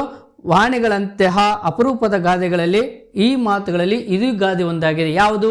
ಕೈ ಕೆಸರಾದರೆ ಬಾಯಿ ಮೊಸರು ಅಥವಾ ದೇಶ ಸುತ್ತು ಕೋಶ ಓದು ಎನ್ನುವಂಥದ್ದು ಒಂದಾಗಿದೆ ಅಂದಾಗ ಇದಕ್ಕೆ ಸಂಬಂಧಪಟ್ಟಂಥ ಕೆಲವೊಂದು ಉದಾಹರಣೆಗಳನ್ನು ನೀವು ಕೊಡ್ತಾ ಹೋಗಬೇಕು. ಅಲ್ಲಿ ಬರಿಬೇಕಾದ್ರೆ ಕೆಲವು ಲೇಖನ ಚಿಹ್ನೆಗಳನ್ನು ಅಥವಾ ಪುಲಿ ಸ್ಟಾಪು ವಾಕ್ಯ ಸ್ವರೂಪ. ಯಾಕಂದರೆ ಇಲ್ಲಿ ಗಮನಿಸೋದು ವ್ಯಾಲ್ಯುವೇಟರ್ಸ್ ಏನಪ್ಪ ಅಂದರೆ ನಿನ್ನ ವಾಕ್ಯ ರಚನೆ ರೂಪ ಹೇಗಿದೆ, ಇನ್ನು ಎಷ್ಟು ತಿಳ್ಕೊಂಡಿದೆ ಅನ್ನೋದ್ರ ಬಗ್ಗೆ ನೋಡ್ತಾ ಹೋಗ್ತಾರೆ. ಹಾಗಾಗಿ ವಾಕ್ಯ ರೂಪದಲ್ಲಿ ನೀವು ಲೇಖನ ಚಿಹ್ನೆಗಳನ್ನು ಬರಿತಾ ಉತ್ತಮವಾದಂಥ ಉದಾಹರಣೆಗಳನ್ನು ಕೊಟ್ಟು ಬರೆದರೆ ಸಾಕು, ನಿಮಗೆ ಪೂರ್ಣ ಅಂಕಗಳು ಸಿಗ್ತಾ ಹೋಗುತ್ತೆ. ಇದರಲ್ಲೂ ಸಹ ಇಲ್ಲಿ ಸಮೇತ ನಮಗೆ ಈಸಿಯಾಗಿರೋ ಸಿಗುತ್ತೆ. ಇಷ್ಟು ಗಾದೆಗಳು ತಗೋಬೋದು. ನೆಕ್ಸ್ಟ್ ಇರೋದು ಯಾವುದಂತಂದರೆ ಕೆಳಗಿನ ವಾಕ್ಯ ಅಥವಾ ಹೇಳಿಕೆಗಳಿಗೆ ಸಂದರ್ಭ ಸ್ವಾರಸ್ಯಗಳನ್ನು ಬರೆಯಿರಿ. ಇಲ್ಲಿ ಸಂದರ್ಭ ಸ್ವಾರಸ್ಯಗಳು ನಿಮಗೆ ಕೇಳ್ತಾ ಹೋಗ್ತಾರೆ. ಇಲ್ಲಿ ಏನಪ್ಪ ಅಂತಂದರೆ ನೀವು ಹೆಚ್ಚಾಗಿ ನೋಡ್ಕೊಳ್ಬೇಕಾದ್ರೆ ಇಲ್ಲಿ 18 ಅಂಕಗಳು ಬರುವಂಥ ಚಾನ್ಸಸ್ ಇರುತ್ತೆ. ಯಾವಪ್ಪ ಅಂದರೆ 6 ಪ್ರಶ್ನೆಗಳಿರ್ತವೆ, 6ಕ್ಕೂ ಸಹ 3 ಅಂಕಗಳು, 18 ಅಂಕಗಳು ಇಲ್ಲಿ ನಮಗೆ ಸಿಗ್ತಾ ಹೋಗುತ್ತೆ. ಇಲ್ಲಿ ಹೇಗೆ ಕೇಳ್ತಾರೆ ನಿಮಗೆ ಸಂದರ್ಭಗಳು ಅಂತಂದರೆ ಅಲ್ಲಿ ಸಂದರ್ಭಗಳಲ್ಲಿ 3 ಕೇಳ್ತಾ ಬರ್ತಾರೆ. ಪದ್ಯಗಳಿಂದ 3 ಮತ್ತು ಪಾಠಗಳಿಂದ 3. ಹಾಗಾದರೆ ನೀವು ಈಸಿಯಾಗಿ ಗೊತ್ತಾಗ್ಬಿಡುತ್ತೆ, ನಾವು ಹೆಚ್ಚಾಗಿ ಪದ್ಯಗಳು ಕೊಡೋಗಿಲ್ಲ, ಪಾಠಗಳು ಕೊಡೋಗಿಲ್ಲ, ಎರಡನ್ನೂ ಸಮೇತ ಬ್ಯಾಲೆನ್ಸ್ ಮಾಡ್ತಾ ಇಲ್ಲಿ ನಾವು ಸಂದರ್ಭಗಳನ್ನು ನಾವು ನೋಡ್ತಾ ಹೋಗಬೇಕಾಗುತ್ತೆ. ಹಾಗಾದರೆ ಇಲ್ಲಿ 6 ನಮಗೆ ಕೊಟ್ಟಿರ್ತಾರೆ, 6ರಲ್ಲಿ ಇಲ್ಲಿ ಒಂದೊಂದು ಸಮೇತ ನಾವು ನೋಡ್ತಾ ಹೋಗೋಣ. ಇಲ್ಲಿ ಮೊದಲನೇದಾಗಿ ಯಾವುದು 33ನೇ ಪ್ರಶ್ನೆ, ಬೆಳಕಿಗೊಲೆದವರು ಹುರಿಯುವ ಬತ್ತಿಯ ಕರುಕ ಕಾಣರು ಅನ್ನುವಂಥ ಒಂದು ಸಂದರ್ಭ ಯಾವುದು? ಇಲ್ಲಿ ಮುಖ್ಯವಾಗಿ ನೀವೇನು ಮಾಡಬೇಕು ಅಂತಂದರೆ ಗೊತ್ತೇ ಇದೆ, ಆಯ್ಕೆ ಬರಿಬೇಕು. ಆಯ್ಕೆಗೆ ನಿಮ್ಗೆ ಏನು ಬರುತ್ತೆ, 1 ಮಾರ್ಕ್ಸ್ 1 ಅಂಕ ಸಿಗುತ್ತೆ. ನಂತರ ಸಂದರ್ಭ ಬರೀಬೇಕು, ಯಾವ ಸಂದರ್ಭದಲ್ಲಿ ಈ ಮಾತು ಬಂದಿದೆ ಅನ್ನೋದಕ್ಕೆ ನೀವು ಸಂದರ್ಭ ಬರೆದ್ರೆ 1 ಮಾರ್ಕ್ಸು. ಆನಂತರ ಸ್ವಾರಸ್ಯ ಬರಬೇಕು, ಸ್ವಾರಸ್ಯ ಬರೆದ್ರೆ ಅದಕ್ಕೆ 1 ಅಂಕ ಬರುತ್ತೆ. ಈಗ ನನಗೇನೂ ಗೊತ್ತಿಲ್ಲಪ್ಪ, ಅದ್ರ ಏನೂ ಇಲ್ಲ ಅಂತಂದ್ರೆ ಆಯ್ಕೆ ಬರೆದ್ರೆ ಸಾಕು, ನಿಮಗೆ 1 ಅಂಕ ಇಲ್ಲಿ ಸಿಗುವಂಥ ಚಾನ್ಸಸ್ ಇರುತ್ತೆ. ಆದರೆ ನೀವು ಮಾರ್ಕ್ಸ್ ತೊಗೊಳ್ಬೇಕಾದ್ರೆ ಇವೆಲ್ಲವನ್ನು ಬರಿತಾ ಹೋಗಬೇಕು. ಹಾಗಾದರೆ ಹೇಳಿದೆ, ಬೆಳಕಿಗೊಲಿದವರು ಹುರಿಯುವ ಬತ್ತಿಯ ಕರುಕ ಕಾಣರು ಅಂತೇಳಿದೆ. ಇದು ಯಾವ ಪಾಠದಲ್ಲಿ ಬರುತ್ತೆ? ಶಬರಿ ಎಂಬ ಪಾಠದಲ್ಲಿ ಮೊದಲದಾಗಿ ಇದು ಬಂದಿರೋದು ನಾವು ಕಾಣ್ತಾ ಬರ್ತೀವಿ. ನೆಕ್ಸ್ಟ್ ಎರಡನೇದು ಬಂದಿದೆ, ಪ್ರವಾಸವು ಶಿಕ್ಷಣದ ಒಂದು ಭಾಗವಾಗಿದೆ. ಇದು ಒಂದು ಅಪ್ಲೈಡ್ ಇರುವಂತಹದ್ದು. ಇಲ್ಲಿ ಲಂಡನ್ ನಗರದಲ್ಲಿ ಬರುವಂತಹದ್ದು. ಅದರಲ್ಲಿ ನಿಮ್ಗೆ ಏನಾಗ ಬುಕ್ಸನ್ನು ಯಾಕೆ ನಾವು ಪೂರ್ಣವಾಗಿ ಓದಬೇಕಪ್ಪ ಅಂತಂದರೆ ನಿಮಗೆ 90 ಅಂಕಗಳು ನೇರ ಅಭ್ಯಾಸ ಪ್ರಶ್ನೆಗಳಿಂದ ಬರ್ತವೆ. ಆದರೆ ಇಲ್ಲಿ ಒಂದು ಗಮನಿಸಬೇಕಾಗಿರೋ ಅಂಶವೇನೆಂದರೆ ನಮಗೆ ಕೇವಲ 10 ಅಂಕಗಳು, 100ಕ್ಕೆ ನಾನು 100 ಅಂದರೆ 125ಕ್ಕೆ 25 ಅಂಕಗಳು ಆಂತರಿಕ ಅಂಕಗಳು ಇರ್ತವೆ. ನಾನು 100ಕ್ಕೆ 100 ಅಂಕಗಳನ್ನು ತೆಗೆದುಕೊಳ್ಬೇಕು ಅಂತಂತಂದರೆ ಇಲ್ಲಿ ಮುಖ್ಯವಾಗಿ ಏನು ಮಾಡಬೇಕು, ನಾವು ಪುಸ್ತಕವನ್ನು ನಾವು ಓದಬೇಕು. ನಾವು ಎಷ್ಟೇ ನೋಟ್ಸು ಏನೇ ಬಂದಿದ್ದರೂ ಸಹ ಪುಸ್ತಕವನ್ನು ಗಮನಿಸಬೇಕು. ಅಲ್ಲಿ ನೋಡಿದಾಗ ನಿಮಗೆ ಗೊತ್ತಾಗುತ್ತೆ ಇದು ಯಾವ ಪಾಠದಿಂದ ಬಂದಿದೆ. ಸಾರ್ ಅಪ್ಲೈಡ್ ಕ್ವಶನ್ಸ್ ಬಂದಿದ್ವಿ, ಗೊತ್ತಾಗಲಿಲ್ಲ ಸಾರ್ ಅಂತಂದು. ಅಪ್ಲೈಡ್ ಅಂದರೆ ಬೇರೆ ನಾವೆಲ್ಲೂ ತಂದು ಹಾಕಿರೋದಲ್ಲ, ನಿಮ್ಮ ಪುಸ್ತಕದಲ್ಲಿರುವಂಥವುದೇ ನಾವು ಕೊಟ್ಟಿರ್ತಾರೆ ಅಲ್ಲಿ. ಹಾಗಾಗಿ ಇಲ್ಲೊಂದು ಪ್ರವಾಸವು ಶಿಕ್ಷಣ ಒಂದು ಭಾಗವಾಗಿದೆ ಅನ್ನೋದು ಒಂದು ಅಪ್ಲೈಡ್ ಒಂದು ಸಂದರ್ಭ ಇರುತ್ತೆ, ಅದನ್ನು ನೀವು ಬರಿತಾ ಹೋಗ್ಬೇಕು. ಇದು ಲಂಡನ್ ನಗರದಲ್ಲಿ ಬರುವಂಥದ್ದಾಗಿರುತ್ತದೆ. ನೆಕ್ಸ್ಟ್ ಇಲ್ಲಿ ನೋಡಿ 2 ಪಾಠಗಳದಾದ. ನೆಕ್ಸ್ಟ್ 35ನೇ ಪ್ರಶ್ನೆ, ಪ್ರೀತಿಯ ಹಣತೆಯ ಹಚ್ಚೋಣ. ಪ್ರೀತಿಯ ಹಣತೆಯ ಹಚ್ಚೋಣ ನೀವು ಗೆಸ್ ಮಾಡಿದಿರಾ ಯಾವುದು? ಸಂಕಲ್ಪ ಗೀತೆ. ಸಂಕಲ್ಪ ಗೀತೆಯಿಂದ ಬಂದಿರುವಂಥದ್ದು. ಆಯ್ಕೆ, ಸಂದರ್ಭ, ಸ್ವಾರಸ್ಯ, ಈ 3 ಸಹ ನೀವು ತುಂಬ ಚೆನ್ನಾಗಿ ಬರಿತಾ ಹೋದರೆ ನಿಮಗೆ ಅಂಕಗಳು ಫುಲ್ಲಾಗಿ ಸಿಗ್ತಾ ಹೋಗುತ್ತೆ. ಓಕೆ, ನೆಕ್ಸ್ಟ್ ಕ್ವಶನ್ಗೆ ಹೋಗೋಣ. ತಾಯಿ ದಾರಿಗರಿಗೆ ಬೀಡಿಲ್ಲಿ ದೊರೆಯುವುದೇ? ಇಲ್ಲೂ ಸಮೇತ ಏನಾಗಿದೆ, ಶಬರಿ ಪಾಠದಿಂದಲೇ ಬಂದಿರೋದು ನಾವು ಗಮನಿಸ್ತಾ ಬರ್ತೀವಿ. ಅಂದರೆ ಇಲ್ಲಿ ಇನ್ನೊಂದು ಪ್ರಶ್ನೆ ಕೇಳಿದರೆ, ತಾಯಿ ದಾರಿಗರಿ ಅಂದರೆ ಬಿಡಿಲ್ಲ ದೊರೆಯುವುದೇ ಅಂದರೆ ಇಲ್ಲಿ ಕ್ವಶನ್ ಪೂರ್ವ ಸಿದ್ಧತಾ ಪರೀಕ್ಷೆ ಇದೆ. ನಾನು ಕೆಲವು ಕ್ವಶನ್ಸ್ಗಳೇನಾಗಿದೆ ರಿಪೀಟ್ ಆಗಿರೋ ಒಂದು ಚಾಪ್ಟರ್, ಬಟ್ ಹಂಗೆ ಆಗೋದಿಲ್ಲ. ಇನ್ನು ಕೆಲವು ಸಿಲೆಬಸ್ ಆಗಿರೋದನ್ನ ಅದರಲ್ಲೇ ಕೇಳಿರೋಂಥದ್ದು. ಇದು ಅದೇ ಚಾಪ್ಟರ್, ತಾಯಿ ದಾರಿಗರಿಗೆ ಬಿಡಿಲ್ಲ ಎಂದು ದೊರೆಯುವುದೇ ಎನ್ನುವುದು ಇದು ಸಹ ಶಬರಿ ಪಾಠದಿಂದ ಬಂದಿರುವಂಥ ಒಂದು ಸಂದರ್ಭ. ನಂತರ ಹೊಸಗಾಲದ ಹಸು ಮಕ್ಕಳ ಹರಸೆ, ಇದು ಯಾವುವು? ಅಕ್ಕಿ ಹಾರುತ್ತಿದೆ ನೋಡಿದಿರಾ, ಬೇಂದ್ರೆ ಅವರು ಬರೆದಿರುವಂತಹ ಒಂದು ಪದ್ಯದಿಂದ ಈ ಒಂದು ಸಂದರ್ಭವು ಬಂದಿರುವಂತಹದ್ದು. ನೆಕ್ಸ್ಟ್ ಕೊನೆಯದಾಗಿ 38ನೇ ಪ್ರಶ್ನೆ, ನಿಮ್ಮ ದೇಶದ ಗೌರವವನ್ನು ಕಾಯಿರಿ, ಇದು ದೊಡ್ಡದಾದ ರಾಷ್ಟ್ರ. ಯಾವುದು? ಲಂಡನ್ ನಗರ. ಹೌದಲ್ವಾ? ನೋಡ್ರಿ, ಪಾಠದಿಂದ 3, ಪದ್ಯಗಳಿಂದ 3, ಇವೆಲ್ಲ ನಾವು ನೋಡ್ತಾ ಬಂದಾಗ ಇಲ್ಲಿ ಗೊತ್ತಾಯ್ತು. ಯಾಕಂದರೆ ಇದು ಆನ್ಯುವಲ್ ಎಕ್ಸಾಮಲ್ಲಿ ಸಹ ನಮಗೆ ಇದೇ ಥರದಂತಹ ಸಂದರ್ಭಗಳು ಬರೆದು ಕಾಣ್ತಾ ಬರ್ತೀವಿ. ಇದು ನಿಮ್ಮ ದೇಶ ಗೌರವವನ್ನು ಕಾಯಿರಿ, ಇದು ದೊಡ್ಡದಾದ ರಾಷ್ಟ್ರ ಅನ್ನೋದು ಲಂಡನ್ ನಗರದಿಂದ ಬಂದಿರೋಂಥ ಸಂದರ್ಭವಾಗಿದೆ. ಇಲ್ಲಿ 6 ಇರ್ತವೆ, 6ಕ್ಕೂ 3 ಒಂದು ಅಂಕಗಳಿರುತ್ತವೆ. 18 ಅಂಕಗಳು ನಮಗಿಲ್ಲಿ ಸಿಗ್ತಾ ಹೋಗುತ್ತೆ. ನೆಕ್ಸ್ಟ್ 10ನೇ ಮೇನ್ ಹೆಡ್ಡಿಂಗು, ಕೆಳಗಿನ ಪದ್ಯ ಭಾಗವನ್ನು ಪೂರ್ಣಗೊಳಿಸಿರಿ. ಇಲ್ಲಿ ಪದ್ಯವು ನಿಮ್ಗೆ ಗೊತ್ತಿದೆ, 2 ಪದ್ಯಗಳನ್ನು ಇಲ್ಲಿ ಕೊಟ್ಟಿರ್ತಾರೆ. ಯಾವುದಾದ್ರೂ ಒಂದು ಪದ್ಯ ಇರುತ್ತೆ, ಆ ಪದ್ಯದಲ್ಲೇ ನಿಮ್ಗೆ ಕೊಟ್ಟಿರ್ತಾರೆ 2ರಲ್ಲಿ ನಿಮ್ಗೆ ಯಾವ್ದು ಚೆನ್ನಾಗಿ ಬರೆಯೋಕ್ಕೆ ಬರುತ್ತೋ ಅದನ್ನು ಬರೆದ್ರೆ ಸಾಕು. ಇಲ್ಲಿ ಎಷ್ಟು ಅಂಕಗಳ? 4 ಅಂಕಗಳು. ನೋಡಿ, ಎಷ್ಟು ಈಸಿಯಾಗಿರುವಂಥದ್ದು ಅಲ್ವಾ? 4ಕ್ಕೆ ಸಾಲು. ನೀವು 4 ಪ್ರಶ್ನೆ ಉತ್ತರವನ್ನು ಬರೆದಾಗ ಅಷ್ಟು ಕೊಡೋದಿಲ್ಲ. ಅಂದರೆ ಈ ಪದ್ಯಗಳು ಸರಿಯಾಗಿ ನೀವು ಒಂದು ಲೇಖನ ಚಿಹ್ನೆಗಳನ್ನು ಹಾಕ್ಕೊಳ್ತಾ ಇದ್ದರೆ ಹಾಕಿ ಬರೆದರೆ ನಿಮಗೆ ಪೂರ್ಣಾಂಕ 4 ಅಂಕಗಳು ಇಲ್ಲಿ ಈಸಿಯಾಗಿ ತೆಗೆದುಕೊಳ್ಬೋದು. ನಾವು ಇಲ್ಲಿ ಕೊಟ್ಟಿದೆ ಯಾವ ಪದ್ಯದಲ್ಲಿ ಕಲುಷಿತವಾದಿ ಏನಾದರೂ ನದಿ ಜಲಗಳಿಗೆ ಮುಂಗಾರಿನ ಮಳೆಯಾಗೋಣ, ಬರಡಾಗಿರುವ ಕಾಡು ಮೇಡೆಗಳ ವಸಂತವಾಗುತ್ತಾ ಮುಟ್ಟೋಣ ಅಂತೇಳ್ಬಿಟ್ಟು ಒಂದು ಪದ್ಯವನ್ನು ಪೂರ್ಣಗೊಳಿಸಿ ಇರುವಂಥದ್ದು. ಇದು ನೀವು ಇದರ ಬರಿಬೋದು ಅಥವಾ ಮತಗಳೆಲ್ಲವೂ ಅನ್ನೋದೊಂದು ಪದ್ಯವನ್ನಾದರೂ ಬರಿಬೋದು. ನಿಮ್ಗೆ ಯಾವುದು ಚೆನ್ನಾಗಿ ಬರುತ್ತೋ ಅದನ್ನು ಬರೆದ್ರೆ ನಿಮಗೆ 4 ಅಂಕಗಳಲ್ಲಿ ಸಿಗೋದು ನಾವು ಗಮನಿಸ್ತಾ ಹೋಗ್ಬೋದು. ನೆಕ್ಸ್ಟ್ ಹೆಡ್ಡಿಂಗ್ 11ನೇ ಹೆಡ್ಡಿಂಗು. 11ನೇ ಹೆಡ್ಡಿಂಗ್ನಲ್ಲಿ ಏನಿದೆ? ಈ ಕೆಳಗಿನ ಪದ್ಯ ಭಾಗವನ್ನು ಓದಿ ಅರ್ಥ ಮಾಡಿಕೊಂಡು ಅಡಕವಾಗಿರೋ ಮೌಲ್ಯಗಳನ್ನು ಆಧರಿಸಿ ಸಾರಾಂಶ ಬರೆಯೋದು. ಇದು ತುಂಬ ಈಸಿಯಾಗಿರುವಂಥದ್ದು. ಯಾಕೆಂದರೆ ಇಲ್ಲಿ ಸಾರಾಂಶ ಬರೆಯುವಂಥದ್ದು ಕೇಳಿರ್ತಾರೆ. ಇಲ್ಲಿ ಏನಾಗಿದೆ ಅಂತಂತಂದರೆ ಮುಖ್ಯವಾಗಿ ಅಡಕನ ಮೌಲ್ಯಗಳನ್ನು ಆಧರಿಸಬೇಕಿಲ್ಲಿ. ಯಾವ ಮೌಲ್ಯವನ್ನು ಕುರಿತು ಇಲ್ಲಿ ಕವಿ ಹೇಳಿದ್ದಾರೆ ಅನ್ನೋದು ಅಂಶ ಇದ್ದರೂ ಅದರ ಸಾರಾಂಶವನ್ನು ಬರೆದರೆ ನಿಮಗೆ ಒಂದು ಪ್ರಶ್ನೆ 4 ಅಂಕಗಳು. ಇಲ್ಲಿ ಸಹ ನೀವು ಹೇಗೆ ಮೇಲಿನ ಪದ್ಯದಲ್ಲಿ 4 ಅಂಕಗಳು ತೆಗೆದುಕೊಳ್ತಿದ್ರೋ ಅದು ಸಾರಾಂಶದಲ್ಲಿ ಸಮೇತ ನಮಗೆ ಉತ್ತಮವಾದ ಅಂಕಗಳು ಸಿಗ್ತಾ ಹೋಗುತ್ತೆ. ಏನು ಮಾಡ್ಬೇಕು? ನೀವು ಮೊದಲಿಗೆ ಡೈರೆಕ್ಟಾಗಿ ಆ ಸಾರಾಂಶ ಬರೆಯೋದಲ್ಲ. ಏನು ಬರೀಬೇಕು? ಯಾವ ಪದ್ಯ ಕವಿಯ ಬರೆದಿರೋದು ಯಾವುದು, ಯಾವ ಪದ್ಯದಿಂದ ಈ ಪದ್ಯ ಸಾರಾಂಶನ ಮಾಡ್ಕೊಂಡಿದ್ದಾರೆ ಅನ್ನೋದು ಬರಿಬೇಕು. ನಂತರ ಮೌಲ್ಯ, ಈ ಪದ್ಯದಲ್ಲಿರುವಂಥ ಯಾವ ಮೌಲ್ಯ ಅಂಶವನ್ನು ಇದೆ ಅಂತ ಮೌಲ್ಯ ಬರಿಬೇಕು ಮೊದಲಿಗೆ. ತದನಂತರ ಅದರ ಪದ್ಯದ ಸಾರಾಂಶವನ್ನು ಬರಿತಾ ಹೋಗಬೇಕು. ನೋಡಿರಿ, ಬಿದ್ದಿದ್ದನ್ನು ಮೇಲೆಬ್ಬಿಸಿ ನಿಲ್ಲಿಸಿ ಹೊಸ ಭರವಸೆಗಳ ಕಟ್ಟೋಣ, ಮನುಜರ ನಡುವಣ ಅಡ್ಡಗೋಡೆಗಳ ಕೆಡುವುತ ಸೇತುವೆ ಆಗೋಣ. ಸಂಕಲ್ಪ ಗೀತೆಯಲ್ಲಿ ಎಷ್ಟು ಅದ್ಭುತವಾಗಿ ಲೇಖಕರು ಇಲ್ಲಿ ಹೇಳಿರುವಂತಹದ್ದು. ಹಾಗಾಗಿ ಎಲ್ಲವನ್ನು ಸಮೇತ ಏನ್ಬೇಕಂದ್ರೆ ಮೌಲ್ಯಗಳನ್ನು ತಿಳಿಸಿ ನಂತರ ಸಾರಾಂಶವನ್ನು ನಿಮಗೆಲ್ಲ ಗೊತ್ತಿರುತ್ತೆ ಅದನ್ನು ಬರಿಬೇಕು. ಬರೆದಾಗ ನಿಮಗೆ 4 ಅಂಕಗಳಲ್ಲಿ ಇಲ್ಲಿ ಸಹ ತುಂಬಾಗಿ ಈಸಿಯಾಗಿ ಸಿಗುವಂತಹದ್ದಾಗಿದೆ. ನೆಕ್ಸ್ಟ್ ಕೆಳಗಿನ ಪ್ರಶ್ನೆಗಳಿಗೆ 8 ಅಥವಾ 10 ವಾಕ್ಯಗಳಲ್ಲಿ ಉತ್ತರ ಬರೆಯಿರಿ. ಇಲ್ಲಿ 2 ಪ್ರಶ್ನೆಗಳಿಗಿರ್ತವೆ. ನಿಮಗೆ ಎರಡು ಪ್ರಶ್ನೆಗಳು ಒಂದೊಂದಕ್ಕೆ 4 ಅಂಕಗಳು. ಇಲ್ಲಿ ಏನಾಗಿದೆ ಅಂದರೆ ಈಸಿಯಾಗಿ ನಾವು ತೆಗೆದುಕೊಳ್ಳುವಂಥದ್ದು. ಯಾಕಂದರೆ ಇಲ್ಲೂ ಅಷ್ಟೇ ನಮಗೆ ಪ್ರಶ್ನೆಗಳು ಇಲ್ಲಿ ಲಾಂಗ್ ಕ್ವಶನ್ ಆನ್ಸರ್ ನಮ್ಗೆ ಕೇಳಿದಾಗ ಒಂದು ಪಾಠದಿಂದ ಒಂದು ಬಂದಿರುತ್ತೆ, ಮತ್ತು ಪದ್ಯಗಳಿಂದ ಒಂದು ಲಾಂಗ್ ಕ್ವಶನ್ ಆನ್ಸರು ಕೇಳ್ತಾರೆ. ಇಲ್ಲಿ ನೋಡ್ತಾ ಹೋಗೋಣ. ಹಾಗೆಯೇ ಮತ್ತೇನಪ್ಪ ಅಂತಂದರೆ ನಿಮಗೆ ಒಂದೇ ಪದ್ಯದಲ್ಲಿ 2 ಪ್ರಶ್ನೆಗಳು ಕೇಳ್ತಾನೆ. ನಿಮಗೆ ಯಾವುದು ಚೆನ್ನಾಗಿ ಗೊತ್ತಿರುತ್ತೋ ಆ ಪ್ರಶ್ನೆಗೂ ಉತ್ತರ ಬರಿತಾ ಹೋಗ್ಬೋದು. ಉದಾಹರಣೆಗೆ 41ನೇ ಪ್ರಶ್ನೆ ಕೇಳಿದ್ದಾರೆ. ಏನಂತ? ಶಬರಿಯ ಚಿಂತೆ ಹಿಂಗಿ ಹೋದ ಸಂದರ್ಭದ ಸ್ವಾರಸ್ಯವನ್ನು ನಿಮ್ಮ ಮಾತುಗಳಲ್ಲಿ ಬರೀರಿ ಅಂತ ಒಂದು ಕ್ವಶನ್ ಇದೆ. ಅದು ನಿಮ್ಮ ಮಾತಿನಲ್ಲಿ ನೀವು ಹಿಂಗೆ ಆ ಪದ್ಯ ಪಾಠವನ್ನು ಅರ್ಥ ಮಾಡ್ಕೊಂಡಿದ್ರಲ್ಲ ಅದರ ಆಧಾರದ ಮೇಲೆ ನೀವು ಆ ಸಂದರ್ಭವನ್ನು ಸ್ವಾರಸ್ಯವನ್ನು ಕುರಿತು ಇಲ್ಲಿ ಬರಿತಾ ಹೋಗ್ಬೋದು. ಅಥವಾ ನನಗಿದು ನೆನಪಾಗಲಿಲ್ಲ, ಇನ್ನೊಂದಿದ್ರೆ ಚೆನ್ನಾಗಿತ್ತು ಅಂತ ಅನಿಸುತ್ತಲ್ವಾ, ಹಾಗಾಗಿ ಇನ್ನೊಂದು ಕೊಟ್ಟಿರುತ್ತೆ. ಏನಂದು? ನಂಬಿ ಕೆಟ್ಟವರಿಲ್ಲ ಎಂಬ ಮಾತು ಶಬರಿಯ ಪಾಲಿಗೆ ಹೇಗೆ ನಿಜವಾಗಿದೆ ವಿವರಿಸಿ. ಕಾಯ್ತಾಳೆ ಶಬರಿ, ಯಾರಿಗೋಸ್ಕರ? ರಾಮನಿಗೋಸ್ಕರ. ನೋಡಿ, ಬಂದೇ ಬರ್ತಾನಂತಂದು ನಂಬಿ ಕೆಟ್ಟವರಿಲ್ಲ ಅನ್ನುವಂತಹ ಮಾತನ್ನು ಇಲ್ಲಿ ಲೇಖಕರು ಎಷ್ಟು ಅದ್ಭುತವಾಗಿ ಹೇಳಿದ್ದಾರೆ. ಅದಕ್ಕೆ ನಂಬಿ ಕೆಟ್ಟವರಿಲ್ಲ ಎಂಬ ಮಾತು ಶಬರಿ ಪಾಲಿಗೆ ನಿಜವಾಗಿದೆ, ಹೇಗೆ ನಿಜವಾಯಿತು ಅನ್ನೋದನ್ನು ನೀವು ವಿವರವಾಗಿ ಬರಿತಾ ಹೋಗ್ಬೋದು. ನೋಡಿರಿ, 2ರಲ್ಲಿ ಯಾವುದಾದ್ರೂ ಒಂದನ್ನು ಬರಿಬೋದು ನೀವು, ಆಯ್ತಾ? ಆದರೆ ಕ್ವಶನ್ ನಂಬರ್ಸ್ ನೀವು ಕರೆಕ್ಟಾಗಿ 41ರಲ್ಲಿ ಇದು ಈ ಸಂದರ್ಭದಲ್ಲಿ ಬರಿತಾ ಹೋಗ್ಬೋದು. ಮೊದಲನೇದಾದ ಅಥವಾ 2ನೇದಾದರೆ ಬರಿಬೋದು ನೀವು. ಅಲ್ಲಿ ನಿಮಗೆ ಪೂರ್ತಿ ಅಂಕಗಳು ಸಿಗ್ತಾ ಹೋಗುತ್ತೆ. ಪಾಯಿಂಟ್ಸ್ ವೈಸ್ ಕರೆಕ್ಟಾಗಿ ಅಲ್ಲಿ ವಾಕ್ಯ ರೂಪದಲ್ಲಿ. ನಂತರ ಕೆಲವು ಇಲ್ಲಿ ಏನಾಗುತ್ತೆ ಅಂದರೆ ಮಾತುಗಳು ಬರ್ತವೆ, ಅಲ್ಲಿ ಡಬಲ್ ಇನ್ವರ್ಟ್ ಕಾಮದಲ್ಲಿ ಇನ್ನೊಬ್ಬರು ಹೇಳಿದಿರೋಂಥದ್ದು. ಹಾಗೆಯೇ ಪುಲಿ ಸ್ಟಾಪು, ಲೇಖನ ಚಿಹ್ನೆಗಳು ಬರೀರಿ. ಪೂರ್ಣಾಂಕಗಳು ನಾವು ಈಸಿಯಾಗಿ ತೊಗೊಳ್ಬೋದು. ನೆಕ್ಸ್ಟ್ 42ನೇ ಪ್ರಶ್ನೆ ಇದೆ. ಇಲ್ಲೂ ಅಷ್ಟೇ ನೋಡಿ, ಇಲ್ಲಿ ಪಾಠದಿಂದ ಯಾವ್ದು ಬಂತು? ಶಬರಿ ಪಾಠದ ಬಂತು.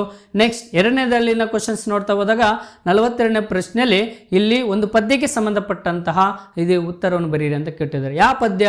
ಹಕ್ಕಿ ಹಾರುತ್ತಿದೆ ನೋಡಿದ್ದೀರಾ ಅಲ್ವಾ? ನೋಡ್ರಿ, ಏನಿದೆ? ಹಕ್ಕಿಯನ್ನು ಕಾಳಗತಿಗೆ ಹೋಲಿಸುತ್ತಾ ಕವಿ ಹೇಳಿರುವ ಮಾತುಗಳು ಯಾವ್ಯಾವು ಅನ್ನೋದೊಂದು ಕ್ವಶನ್ ಇದೆ. ಅದು ಈಸಿಯಾಗಿ ನೀವು ಬರಿತಾ ಹೋಗ್ಬೋದು. ಯಾಕೆಂತಂದರೆ ಕವಿ ಒಂದೊಂದು ಉದಾಹರಣೆಗಳು ಕೊಡ್ತಾ ಹೋಗ್ತಿದ್ದಾನೆ, ಹೇಗೆ ಕಾಲಘಟ್ಟಕ್ಕೆ ಅವನು ಹೋಲಿಸ್ತಿರುವಂಥದ್ದು ಅಂತ.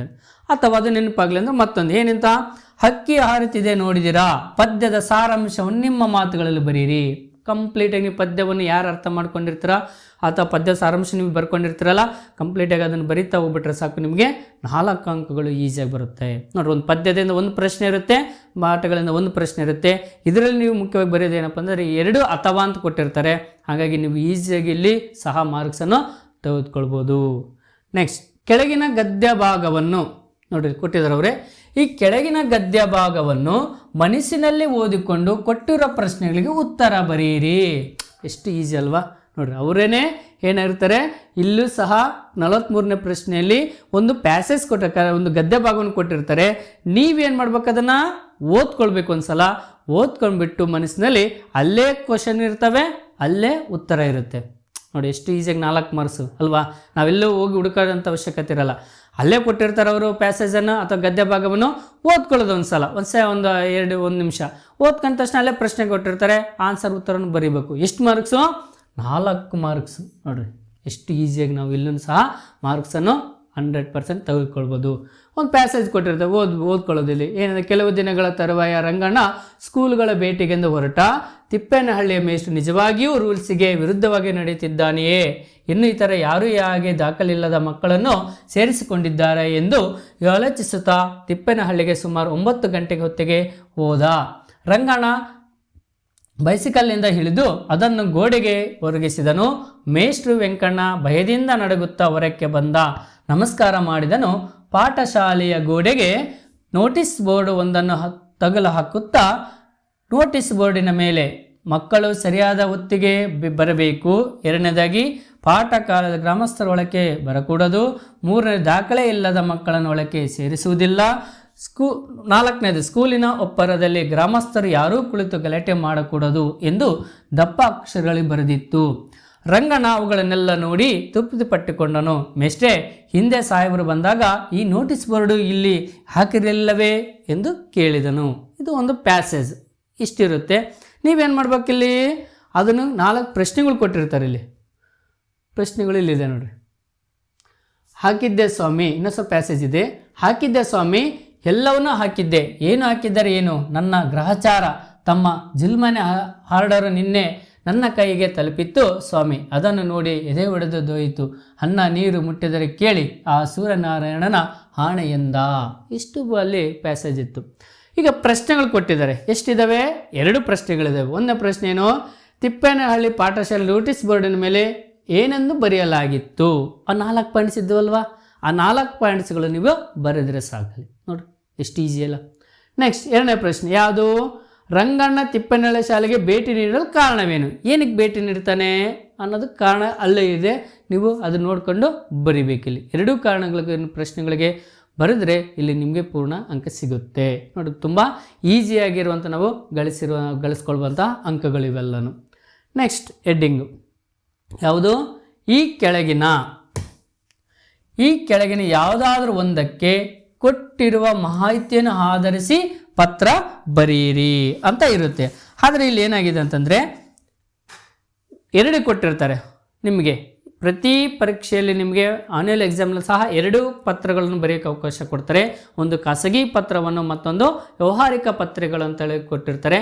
ನೀವು ಯಾವುದು ಬೇಕಾದ್ರಲ್ಲಿ ನೀವು ಬರೀಬೋದು. ನಿಮ್ಮ ಚೆನ್ನಾಗಿ ಯಾವ್ದು ಕಲ್ತ್ಕೊಂಡಿರ್ತೀರೋ ಅದನ್ನು ಬರಿಬೇಕು.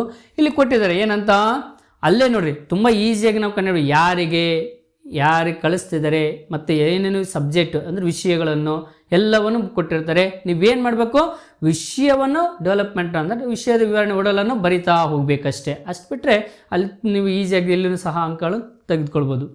ನಿಮ್ಮನ್ನು ಪ್ರಸನ್ನ ಅಥವಾ ಪಾವನಿ ಎಂದು ಭಾವಿಸಿ ನಿಮ್ಮ ಬಡಾವಣೆ ರಸ್ತೆಯನ್ನು ದುರಸ್ತಿಗೊಳಿಸುವಂತೆ ಕೋರಿ ನಗರ ಸಭೆ ತಾಲೂಕು ಪಂಚಾಯತ್ ಅಧ್ಯಕ್ಷರಿಗೆ ಮನವಿ ಪತ್ರ ಬರೀರಿ.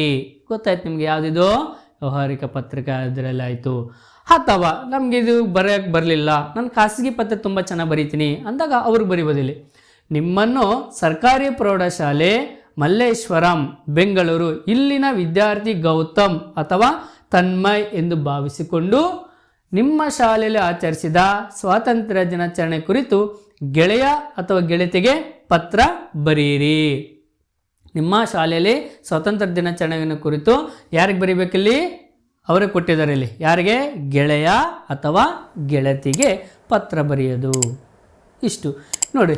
ಇಲ್ಲಿ ಬರಿಬೇಕಾದ್ರೆ ಏನಂತಂದರೆ ಇಲ್ಲಿ ಓಡಲನ್ನು ನೀವು ಪತ್ರ ಬರೋ ಒಂದೊಂದು ಸ್ಟೆಪ್ಸನ್ನು ಇರ್ತಾವೆ, ಹಂತಗಳು. ಮೊದಲನೇ ಹಂತ ಏನು? ಇಲ್ಲಿ ಯಾರಿಗೆ, ಗೆ, ಇಂದ ಅಥವಾ ದಿನಾಂಕ, ವಿಷಯ, ಮಾನ್ಯರೇ, ವಿಷಯ, ನಂತರ ವಿಷಯದ ಒಡಲು ಅಂದರೆ ಅದನ್ನು ಡೆವಲಪ್ಮೆಂಟ್ ಮಾಡ್ಕೊಳ್ತಾ ಹೋಗೋದು, ನಂತರ ವಂದನೆಗಳೊಂದಿಗೆ, ನಂತರ ನಿಂತಿ ತಿಮ್ಮ ಪ್ರೀತಿಯ ವಿಶ್ವಾಸ. ಆ ನಂತರ ಏನು ಮಾಡೋದಂದರೆ ಇಲ್ಲಿ ಇಂದ ಅಂದರೆ ಹೊರವಿಳಾಸ ಕಂಪಲ್ಸರಿಯಾಗಿ ಇಲ್ಲಿ ಬರಿಬೇಕು. ಅಂದರೆ ಇಲ್ಲಿ ಯಾರಿಗೆ ಕಳಿಸ್ತಿದ್ದೀವಿ ಮತ್ತು ಯಾರು ಬರೀತಾ ಇದ್ದಾರೆ, ಇಂದ ಮತ್ತು ಗೆ, ಇವರಿಗೆ ಮತ್ತು ಹಿಂದ, ಕೆಳಗಡೆ ನೀವು ಒಂದು ಬಾಕ್ಸಲ್ಲಿ ಹಾಕ್ಕೊಂಡು ಬರಿತಾ ಹೋಗಬೇಕು. ನೋಡಿ ಇಲ್ಲಿ ಥರ ಒಂದು ಮಾಡಲಾಗಿ ನಿಮಗೆ ತೋರಿಸ್ತೀನಿ. ಇಲ್ಲಿ ಬರೆದಿರುವಂತಹದ್ದು ಒಂದು ವ್ಯವಹಾರಿಕ ಪತ್ರ ಇದನ್ನು ಈ ಥರ ನೀವು ಬರಿಬೇಕಿದೆ. ನೋಡಿ ಇಲ್ಲಿದೆ ಇಂದ ಇಂದ ಇದೆ, ಇವರಿಗಿದೆ, ಮಾನ್ಯರೇ, ವಿಷಯ ಇದಾದ ನಂತರ ವಂದನೆಗಳೊಂದಿಗೆ, ನಿಂತಿ ತಮ್ಮ ವಿಶ್ವಾಸಿ, ಹೊರವಿಳಾಸ ಇಂದ ಇವರಿಗೆ. ಈ ಥರವಾದಂಥ ನಾವು ಪತ್ರವನ್ನು ಬರೆದ್ರೆ ನಿಮಗೆ ಎಷ್ಟು ಅಂಕ? 5 ಅಂಕಗಳು ಸಿಗುತ್ತೆ. ನೋಡ್ರಿ ಇಲ್ಲೂ ಸಹ ತುಂಬ ಈಸಿಯಾಗಿ ನಾವು ತೆಗೆದುಕೊಳ್ಬೋದು ಅಂಕಗಳನ್ನು. ಅಥವಾ ಇದು ಅಷ್ಟೇ, ಇಲ್ಲಿ ಏನಾಗಿದೆ ಅಂದರೆ ಇಲ್ಲಿ ಖಾಸಗಿ ಪತ್ರಗಳ ಹಂತಗಳನ್ನು ನೀವು ಅದೇ ಥರವಾಗಿ ಬಳಸಿ ನಾವು ಬರಿಬೇಕು ಆಗುತ್ತದೆ. ಇಷ್ಟು ಪತ್ರದಲ್ಲಿ ಸಿಗುವಂತಹದ್ದು ಅಂಕಗಳು. ನೆಕ್ಸ್ಟ್, ಕೆಳಗಿನ ಯಾವುದಾದ್ರೂ ಒಂದು ವಿಷಯದಲ್ಲಿ 15 ವಾಕ್ಯಗಳಿಗೆ ಕಡಿಮೆ ಇಲ್ಲದಂತೆ ಪ್ರಬಂಧ ಬರೆಯಿರಿ. ಎಷ್ಟು ಅಂಕ ಇದು? 5 ಅಂಕಗಳಿಗೆ ಸಿಗುತ್ತೆ. ಇಲ್ಲಿ ನೋಡ್ರಿ, ಇಲ್ಲೂ ಸಹ ಅಷ್ಟೇ, ನಿಮಗೆ ಯಾವುದಾದ್ರೂ ಒಂದಕ್ಕೆ 2 ಕೊಟ್ಟಿರ್ತಾರೆ 45ನೇ ಪ್ರಶ್ನೆಯಲ್ಲಿ. ಒಂದು ಸ್ವಚ್ಛ ಭಾರತ ಅಭಿಯಾನ ಅನ್ನುವಂಥ ಒಂದು ವಿಚಾರವಿದೆ, ಅಥವಾ ಜನಸಂಖ್ಯಾ ಸ್ಫೋಟ ಅಲ್ವಾ, ಒಂದು ಪ್ರಸ್ತುತ ಸಂದರ್ಭಕ್ಕೆ ಸಂಬಂಧಪಟ್ಟಂಥ ಒಂದು ಪ್ರಬಂಧ ವಿಷಯವಿದ್ದರೆ, ಇನ್ನೊಂದು ನಿಮಗೆ ಆಲ್ರೆಡಿ ಅಂದರೆ ನಿಮ್ಮ ಪುಸ್ತಕಗಳಲ್ಲಿ ಪ್ರಬಂಧಗಳನ್ನು ಬರೆಸಿರ್ತಾರೆ ನಿಮ್ಮ ಶಿಕ್ಷಕರು, ಅದರಲ್ಲಿರುವಂತಹ ಒಂದು ಖಂಡಿತವಾಗಿ ಬಂದೇ ಬರುತ್ತೆ. ನೀವು 2ರಲ್ಲಿ ಯಾವುದು ನಿಮಗೆ ಚೆನ್ನಾಗಿ ಗೊತ್ತಿರುತ್ತೋ ಅದನ್ನು ನೀವು ಬರಿತಾ ಹೋಗಬೇಕು. ಉದಾಹರಣೆಗೆ ಸ್ವಚ್ಛ ಭಾರತ ಅಭಿಯಾನದ ಬಗ್ಗೆ ನಿಮಗೆ ತುಂಬ ಚೆನ್ನಾಗಿ ಗೊತ್ತಿದೆ ಅಂತಂದರೆ ಅದನ್ನು ನೀವು ಬರಿತಾ ಹೋಗ್ಬೋದು. ಇಲ್ಲಾಂದರೆ ಜನಸಂಖ್ಯಾ ಸ್ಫೋಟ ಇದ್ರ ಬಗ್ಗೆ ನಿಮ್ಗೆ ಗೊತ್ತಿದ್ರೆ ಅದನ್ನು ಬರಿಬೇಕು. ಹಂತಗಳು ಗೊತ್ತಿರುತ್ತೆ ನಿಮಗೆಲ್ಲ. ಅವಾಗೆ ಏನಂತ? ಪೀಠಿಕೆ ಅಲ್ವಾ, ಹಾಗೆಯೇ ವಿವರಣೆ, ಪೀಠಿಕೆ, ವಿವರಣೆ, ನಂತರ ಕೊನೆಗೆ ಉಪಸಂಹಾರ, ಕನ್ಕ್ಲೂಷನ್ ಕೊಡ್ತೀರಾ ಅಲ್ವಾ. ಈ 3 ಹಂತಗಳನ್ನು ನೀವು ಉಪಯೋಗಿಸ್ಕೊಂಡು ಪ್ರಬಂಧವನ್ನು ಬರೀತಾ ಹೋಗ್ಬೋದು. ಹೀಗೆ ಬರೀತಾ ಹೋದರೆ ನಿಮಗೆ ಇಲ್ಲಿ ಸಹ ಎಷ್ಟಾಗುತ್ತೆ? 5 ಅಂಕಗಳಿರುತ್ತೆ. ಪೂರ್ಣ ಅಂಕಗಳನ್ನು ಇಲ್ಲಿ ಪಡಿಬೋದು. ಬರಿಬೇಕಾದ್ರೆ ಅಂತಂದರೆ ವಾಕ್ಯಗಳನ್ನು ನೀವು ಸ್ಪಷ್ಟವಾಗಿ ಲೇಖನ ಚಿಹ್ನೆಗಳನ್ನು, ಯಾಕೆಂದರೆ ಇಲ್ಲಿ ವಾಕ್ಯಗಳನ್ನು ನೀವು ಯಾವ ರೀತಿಗೆ ರಚನೆ ಮಾಡಿದ್ರ ಮೇಲೆ ನಿಮ್ಗೆ ಅಲ್ಲಿ ಅಂಕಗಳನ್ನು ಕೊಡೋದು ನಾವು ನೋಡ್ತಾ ಬರುತ್ತೀವಿ. ಇಷ್ಟು 2023-24 ಸಾಲಿನ ಒಂದು ಪೂರ್ವ ಸಿದ್ಧತಾ ಪರೀಕ್ಷೆ ಒಂದು ಪ್ರಶ್ನೆ ಪತ್ರಿಕೆ. ಎಲ್ಲರಿಗೂ ಧನ್ಯವಾದಗಳು.